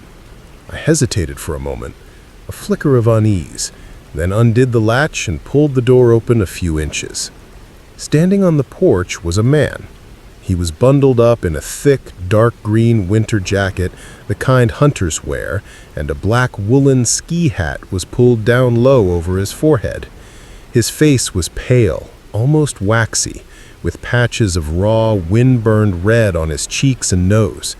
Tiny snowflakes were clinging to his eyebrows and the fabric of his jacket. He'd clearly been outside in the elements for quite a while. Can I help you?" I asked, trying to sound casual, though my internal alarm bells were starting to ring. The man managed a weak, chapped-lipped smile. He said he was a hiker and had gotten a bit lost on the trails. He wanted to know the way back into the nearest town, which was a place called Pine Creek, about a 45-minute drive down the mountain by car. I was immediately confused. Was he seriously planning to walk nearly 20 miles to Pine Creek in this cold, with snow on the ground and dusk approaching? And how on earth did he even get this far out, this high up, on foot in the first place, if he was so easily lost? The cabin was nowhere near any well-marked public trailheads. Well, I began, trying to gather my thoughts. If you go back down the dirt road you came up on, take a left when you hit the paved county road, that'll eventually lead you to the highway. Pine Creek is about 15 miles east from that junction. It's a straight shot from there, but it's a very long walk. I figured it wasn't really any of my business how he'd gotten himself into this predicament, or what his actual plans were, so I just told him what he'd asked for, hoping he'd be on his way. He smiled again, a thin, unconvincing smile, and nodded slowly. Then there was this strange, awkward pause that stretched for several seconds. He just stood there, staring at me with an unreadable expression, and neither of us spoke. I started to feel increasingly uncomfortable under his silent scrutiny. Finally, I broke the silence. "Well, good luck," and I began to slowly close the door, a clear signal that the conversation was over. I heard his heavy boots stepping off the porch a few moments later, the crunch of snow fading as he presumably walked away. It was an interesting interaction, for sure, and a bit odd, but I tried to shrug it off. Maybe he was just an inexperienced hiker who had genuinely gotten himself turned around. I went back to what I was doing, reading my book by the fire, and gradually forgot about the strange visitor. Not too long after that, perhaps an hour or so, several hours must have actually passed without me noticing the time, the light snowfall from earlier had started to pick up significantly. Fat, heavy flakes were now swirling down, quickly accumulating on the ground and the trees. This made me a little nervous, primarily because I wasn't sure how my small rental car, which didn't have four-wheel drive, would handle the steep, unpaved dirt road leading to the cabin if it got covered in thick, wet snow. To keep an eye on the worsening weather, I went to the back door of the cabin, which had a larger glass pane, and pulled back the curtains so I could have a view of the backyard and the surrounding woods from the main living area. When I did, I was startled by what I saw. There were shoe prints in the fresh snow. a clear track of them walking all around the back perimeter of the cabin, close to the walls. Again, I was so far out, so isolated, that anyone just casually walking around my rented cabin like this was extremely strange and highly unlikely to be accidental. It was hard to tell exactly how fresh the prints were, though. I wasn't sure how long the snowfall had been this heavy, so the prints could have been made as long as several hours ago, or as recently as just a few minutes ago while I was preoccupied. My mind immediately flashed back to the man who had come to the door earlier. Had he circled the cabin before knocking? Maybe he thought the cabin might be empty and was snooping around, checking for signs of occupancy, or looking for a way in before he decided to try the front door. That would be really creepy, and it painted his lost hiker story in a much more sinister light. I felt genuinely uneasy after seeing those shoe prints in the snow. It didn't help that the sun had already set by this point, and the deep shadows of twilight were rapidly giving way to the full darkness of a snowy mountain night. It was far too dark, cold, and windy outside now to even consider trying to look around further or follow the tracks. I closed the curtains tightly and went around the small cabin, methodically checking to make sure all the doors and windows were securely locked. Then, feeling exposed and vulnerable in the main living area, I turned off all the lights and retreated into the small, single bedroom at the very back of the cabin. There wasn't a TV in there or anything, so I pulled up a movie to watch on my laptop, propping it up on my knees as I lay in bed, trying to distract myself and shake the persistent, uneasy feeling that had settled over me. It took a while, probably a good hour, before I started to feel even remotely better. The steady, rhythmic sound of the wind and the snow lashing against the cabin walls, combined with the cozy darkness of the small bedroom, eventually started to make me sleepy. I shut the laptop screen, dimmed the bedside lamp, and was just getting ready to turn in for the night when another knock came from the front door. This time, I physically jumped, a jolt of pure adrenaline shooting through me. I sat bolt upright in bed, heart hammering, and stood still for a moment, my mind going completely blank from the sudden, overwhelming fear that washed over me. They knocked again, louder this time, more insistent. Then a voice, muffled by the door and the storm, but recognizable. "Hey, it's me again, from earlier. I'm still lost out here. It's getting really cold and the snow is bad. Can you please help me? Let me in for a bit?" It was the man. The hiker. My blood ran cold. Why the hell was he still around here hours later after I'd given him directions? This was no longer just odd, it was terrifying. I cautiously opened the bedroom door just a crack so I could listen better and peered out into the main area of the cabin. It was pitch black out there, and the man's continuous, now almost desperate-sounding knocking was extremely unsettling, echoing through the small space. But then, after, I don't know, maybe 30 seconds or a minute of this relentless knocking, it suddenly stopped. The wind outside felt like it picked up in intensity, howling around the eaves of the cabin. It was the only thing I could hear now. The silence from the front door was, in its own way, even more unnerving than the knocking. I really wanted to know if he had finally left or where he had gone. Had he given up, or was he trying something else? Gathering every shred of courage I possessed, I quietly crept out of the bedroom and into the dark main room. I knew all the curtains and blinds were closed, so he shouldn't be able to see me moving around inside. Without opening the front door, my only option to see anything was to try and look out one of the side windows.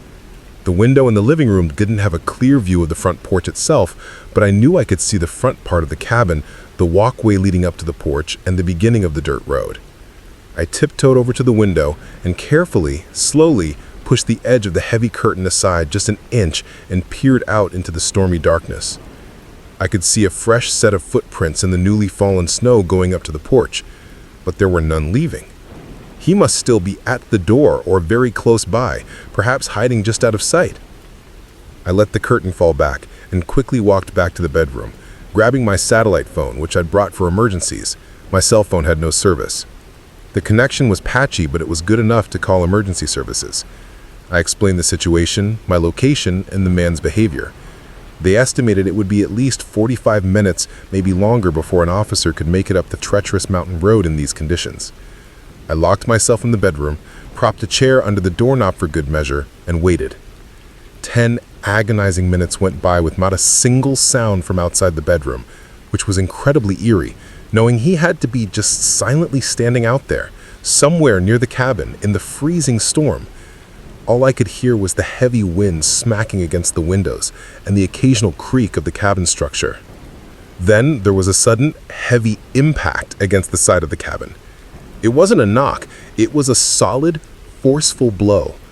I had no idea what it was, but it sounded like it came from the front of the cabin, and it was pretty loud. Then silence again, just the wind. I was shaking uncontrollably now, absolutely terrified. Time seemed to move in slow motion. Eventually, after what felt like an eternity, I saw the welcome flash of red and blue lights reflecting off the snow outside my bedroom window. Feeling a wave of profound relief, I got up from the bed and started walking towards the front door of the cabin, intending to let the officer in. But before I even reached the bedroom door, I heard the officer outside yelling loud, authoritative commands. "Get down! Show me your hands! Get down from there now!" I listened, frozen, as he kept yelling. There was clearly something going on outside, some kind of confrontation. Then that same heavy thud sounded through the cabin again, from above this time, followed once more by the officer yelling. It turned out the guy, the lost hiker, had actually never left the vicinity of the cabin after a second attempt to get me to open the door. When the knocking stopped, he had apparently climbed up onto the low, sloping roof of the cabin. I guess he was just sitting up there in the freezing snow and wind, waiting. Maybe he was waiting for me to eventually fall asleep or to forget about him, thinking he had gone. Then he would try to find a way in during the middle of the night. I don't know. The officer spotted him up there when he arrived. The thuds I had heard were likely him moving around on the roof, or perhaps even trying to pry open a vent or a window from above. The officer made him get down and arrested him for trespassing and attempted breaking and entering. Other than that, the guy did well not to admit to trying anything more sinister. He stuck to his lost and cold story, despite the absurdity of it. But the evidence of his behavior, the footprints, his persistence, and him being on my roof painted a very different picture. It seemed like he had been outside, around my cabin, potentially watching me for the entire day. That knowledge is profoundly disturbing. What he was really trying to do is unknown, but given the circumstances, it likely was something truly awful. My peaceful cabin retreat had turned into a complete nightmare.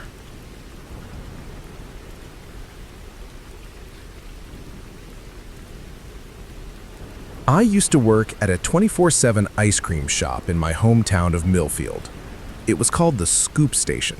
It's a really small place, just one main room that maybe 10 or 15 customers could comfortably stand in at a time, with a long counter displaying all the ice cream tubs and a couple of small tables. Despite its size, the place was actually pretty popular, especially in our small town. It was a common hangout spot for high schoolers, mainly because the parking lot it was situated in was quite large and mostly empty, shared with a strip of other, now unoccupied or abandoned shops. It was like a forgotten strip mall from the 70s, and only the Scoop Station was still open for business, a lone beacon of light and sugar. Usually, the crowds of teenagers and families were gone by 10 p.m., and after that, it would just be the occasional late-night customer, maybe a group of college kids stopping by for a midnight snack, or someone getting off a late shift. I worked part-time overnight shifts there, typically from 11 p.m. to 4 a.m. a few nights a week. It was a decent enough job to help pay for my community college classes. On this particular night, a quiet Wednesday, I got in for my shift and did the usual opening procedures for the overnight stint, primarily cleaning up the mess the previous daytime workers had invariably left for me. It only took about 30 minutes to get the place looking respectable again, wiping down counters, mopping the sticky floor. After that, with no customers in sight, I just sat back on a stool behind the counter and waited, scrolling through my phone. Around 1 a.m., a small group of giggling teenagers came in, ordered a bunch of milkshakes, and then left. But other than that, the night was completely dead. By 2:30 a.m., halfway through my shift, I was so bored that I decided to do some extra cleaning up around the back storeroom, just to keep myself busy and awake. I gathered up a couple of bags of garbage, empty syrup containers, cardboard boxes, general waste, and headed outside to toss them into the large dumpster. The dumpster for the scoop station, oddly enough, wasn't located behind the building like you'd expect. It was situated out in the front, kind of on the side of the big, mostly empty parking lot, near the row of other abandoned shops. I walked over, the only sound my footsteps on the asphalt, and tossed the trash bags into the cavernous metal bin. The night was incredibly quiet, almost unnervingly so. Not even any cars out driving around on the main road that passed by the plaza. As I walked back towards the brightly lit entrance of the ice cream shop, I noticed a faint light flicker in one of the windows of the abandoned shops next door. A closed-down dry cleaner, I think it was. I paused. I thought at first it had to be a reflection of a car passing by on the distant road, or maybe even the moon glinting off something. But after scanning the road again and seeing no cars, and noting the overcast sky, I got really confused. Was I just seeing things? My eyes playing tricks on me in the dark? I walked a bit slower, keeping my eyes fixed on the dark front windows of that abandoned store, just waiting, watching for something. Then it happened again. A brief beam of light, like someone shining a flashlight around the grimy windows for only a few seconds, deep inside the back of the derelict store. After that brief sighting, though, it didn't happen again. So I really had no way to confirm what I'd seen, or if I'd even seen anything at all. The only part that kind of shook me about this, that made me uneasy, was that the light was in the abandoned building that was directly attached to the scoop station. The ice cream shop and this old dry cleaner shared a common wall. So whatever, or whoever was in there was literally just on the other side of the wall from where I worked my entire shift, alone. I tried to reassure myself. If it was someone in there, it was probably just some local kids exploring the empty building, maybe looking for a thrill. Completely harmless. There wasn't much else I could do about it anyway, aside from just wait out around for the rest of my shift to end. It was about 3 a.m. by now. I went back inside, leaned against the counter, and just stared out the front windows, spacing out, my mind replaying the flickering light. Suddenly, I heard something from beside me, from the shared wall. I looked at the wall and the sound came again. It was a soft, scraping or shuffling sound, coming from the other side. It was relatively quiet, and I probably wouldn't have even noticed it if the night hadn't been so completely silent, both inside and outside the shop. I quickly connected the dots between this faint sound and the light that I thought I'd seen in that abandoned building. I was now 99% sure that someone had broken into there and was currently moving around. I thought about possibly calling the cops just to let them know about a potential break-in at the adjacent property, but my train of thought was abruptly interrupted when a customer walked in through the front door of the scoop station. It was always a little strange when a single, lone customer came in during the dead hours of the night, especially without any friends or companions. But this guy was even more odd than usual. He was probably in his late 40s, maybe early 50s, and he looked very unkempt. He had a long, untrimmed, greasy beard, lank, oily hair, and a tired, almost haunted look all over his face. As he walked slowly up to the counter, his stench, a pungent mix of stale sweat, unwashed clothes, and something else I couldn't quite identify, was almost unbearable, even from a few feet away. "Welcome in," I said, trying to keep my voice neutral and my expression pleasant, despite my revulsion. He looked at me, his eyes red-shot and unfocused, then his gaze drifted down to the display case filled with tubs of ice cream, then slowly back up at me. After a few seconds of him just staring at me without saying anything, a strange, slow smile spread across his face. It wasn't a friendly smile. It was unsettling, almost predatory. Then, without a word, he backed up slowly, turned, and walked out the door, disappearing into the night. "What the hell?" I whispered under my breath, thoroughly creeped out by that bizarre encounter. It was insanely odd. That, combined with whatever was going on in the empty building next door, was making this night feel increasingly unnerving and vaguely threatening. I wasn't really sure what to do, though, aside from just hope I was overthinking everything and try to wait out the last hour of my shift. To clear my head a bit, and just to have a break from it all, I decided to take my lunch break, even though it was nearly the end of my shift. Usually, I just sit in the back storeroom and eat, but tonight, I felt like getting some fresh air, and more importantly, getting out of that increasingly claustrophobic and creepy shop for a few minutes. I grabbed my lunch bag, locked the front door from the inside, which we were allowed to do if we stepped out briefly and there were no customers, and walked out to my car, which was parked right in front of the shop. I sat in the driver's seat and ate my sandwich, looking out the window at the deserted parking lot and the dark, silent storefronts. A few minutes passed. The night was still incredibly quiet. The mysterious light in the abandoned building was nowhere to be seen. Then I saw someone come around the far corner of the scoop station building, from the side where the abandoned shops were. He was followed, a second later, by another person. I immediately recognized the first man's stained and tattered jacket. It was the same strange, smelly guy who had come into the shop only a few minutes ago and stared at me. The other guy I hadn't seen before. He was taller, also dressed in dark, shabby clothes, and he was holding something in his hand. Even from my car, which was maybe 30 feet away, I was reasonably certain that it was a flashlight, and possibly something else, something metallic glinting in its beam. A lump formed in my throat as I watched the two men walk directly to the front door of the scoop station. The first man, the one who had been inside earlier, jiggled the locked door handle, then they both peered intently through the front windows, scanning the interior. They weren't looking around like customers expecting service. They were looking around like angry, determined men searching for their victim, searching for me. My blood ran cold. I fumbled for my phone and dialed emergency services, my voice a shaky whisper as I explained what was happening. As I was on the phone, the two men, apparently frustrated by the locked door, moved to the side of the shop, towards the employee entrance, which I knew was also locked but less secure. I saw them disappear around the corner.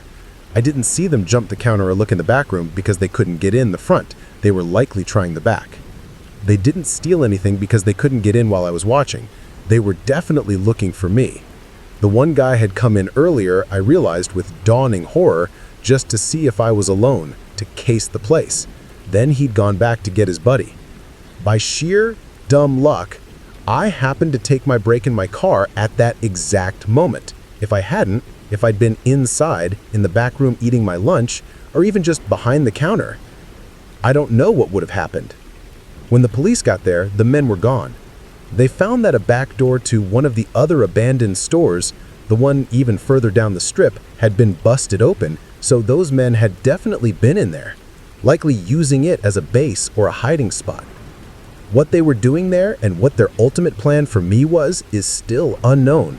But the thought that they were watching, waiting, just a thin wall away, and then came specifically for me, it's a level of terror I hope to never experience again. I quit that job the next day.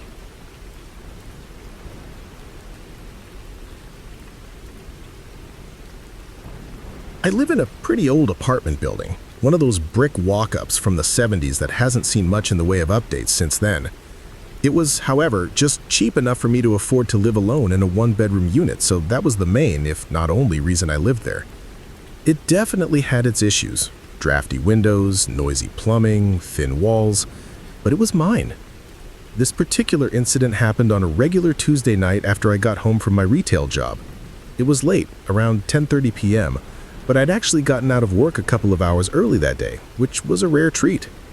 I heated up some leftover spaghetti for dinner, then settled onto my worn-out couch in the living room to watch some TV and unwind for the rest of the night. I was already feeling really tired from the day, and I wasn't planning on staying up too late. The dim lighting in my living room, with just a single lamp on and the soft murmuring sound of the TV only made me more sleepy. I think I was only home for about an hour, maybe an hour and a half, before I decided to just call it a night. I turned off the TV, dragged myself to my bedroom, and was asleep within 5 minutes of my head hitting the pillow. I don't remember the weather being particularly windy that night, and I only mention that because a few hours later, sometime in the dead of night, I woke up to a creaking sound. Now, my building was old, as I said, any light wind, even a gentle breeze, would often make the whole structure sway slightly, causing these strange, echoing creaks and occasional soft rumbles to travel through the walls and floors. It was something I'd mostly gotten used to. But as I lay there in the darkness, half awake, I didn't think it was windy out. And the creak I thought I heard, the one that had pulled me from sleep, didn't sound quite the same as the usual building settling noises. It was different, more localized, more deliberate. As all these thoughts ran through my groggy head, the creaking started again. And this time, it didn't stop. It settled into an almost rhythmic pattern. One distinct creak, followed by a second or two of silence, then another creak, then silence, again and again. It sounded like it was coming from somewhere on the other side of my apartment, towards the living room or kitchen area. My heart started to pace a little faster. I got out of bed, still not totally convinced that it wasn't just the old building playing tricks on me, but uneasy nonetheless. I opened my bedroom door, which led out into a short hallway. This hallway ran down to the front door of my apartment. At the end of the hallway, on either side, were the entrances to the kitchen on the left and the living room on the right. I peered down the dark hallway. I could now hear more clearly that the rhythmic creaking was definitely coming from the left side, from the kitchen. It took me a moment, standing there in the pitch black, straining my ears, but I started to realize that the sound wasn't stationary. It was moving. It sounded like footsteps, very slow, careful footsteps on the old, creaky floorboards of my kitchen. By the time I fully registered that the sound was getting closer, moving from the kitchen towards the hallway entrance, I couldn't even react. Before I could process it, before I could move or make a sound, a figure suddenly appeared at the end of the hallway, silhouetted against the faint ambient light filtering in from the streetlights outside my living room window. My entire body tensed up, and I froze, unable to move, unable to breathe. But the man, for it was clearly a man, didn't look down the hallway at me. He didn't seem to see me standing there in the shadows of my open bedroom doorway. He just kept walking, very slowly, deliberately, across the end of the hallway, from the kitchen entrance toward the living room entrance. He just stared straight ahead, his head unmoving, never looking down the hallway in my direction. Adrenaline, cold and sharp, pumped through me. As soon as he had passed out of my direct line of sight, moving into the living room, I moved back, ducking around the corner into the relative darkness of my room. I didn't dare close the bedroom door, terrified of making even the slightest sound that might alert him to my presence. The creaking continued, now coming from the living room. I could hear him moving around in there. A few times the creaking stopped, and then I heard other, softer sounds, the rustle of fabric, the faint click of a cabinet opening and closing in the kitchen. He must have doubled back briefly, before the slow, deliberate creaking footsteps started again. My heart was racing even faster now, a frantic bird trapped in my chest. How did he get in? My doors were locked, I was sure of it. And it had to be only a matter of time before he decided to explore the rest of the apartment, before he came walking down this hallway towards my bedroom. Just as I was thinking this, my worst fear manifesting, I saw his shadow move at the end of the hallway, near the entrance to my bedroom. My breath caught in my throat. This was it. But again, inexplicably, he walked past it. The shadow moved across the opening and disappeared. The creaking footsteps moved further into the living room, and then I heard the soft, distinct squeak of the old springs in my couch as he apparently sat down. He sat on my couch. Everything about this made absolutely no sense, which somehow made it even more horrifying. His slow, methodical movements, his apparent obliviousness to my presence, his casual act of sitting on my couch as if he owned the place. It was surreal, dreamlike, and utterly terrifying. I crept over to my bed, fumbled in the darkness for my phone, which was on the nightstand, and then with trembling fingers I managed to send a text to emergency services. I was still too scared to actually call and risk him hearing my voice. The next 3 or 4 minutes were pure, unadulterated tension and anxiety. I stayed huddled in my dark bedroom, listening to the faint sounds from the living room, knowing this guy, this intruder, was just on the other side of my apartment, sitting on my couch. He could, at any moment, get up and walk into my room, but he never did. He just sat there. I got a text back from the dispatcher saying that officers were in my building and were coming up to my apartment door. Gathering up every last ounce of courage I had, I decided I couldn't just wait in my room. I had to let them in. I sprinted down the hallway, fumbled with the locks on my front door, and yanked it open just as 2 uniformed officers were approaching. They stormed in, weapons drawn. I pointed frantically towards the living room. They moved quickly and quietly. The man on my couch barely even had time to register their presence, barely even started to get up before they were on him, tackling him to the ground and restraining him. I didn't recognize the man at all. He was a stranger, probably in his late 30s with a gaunt face and hollow eyes.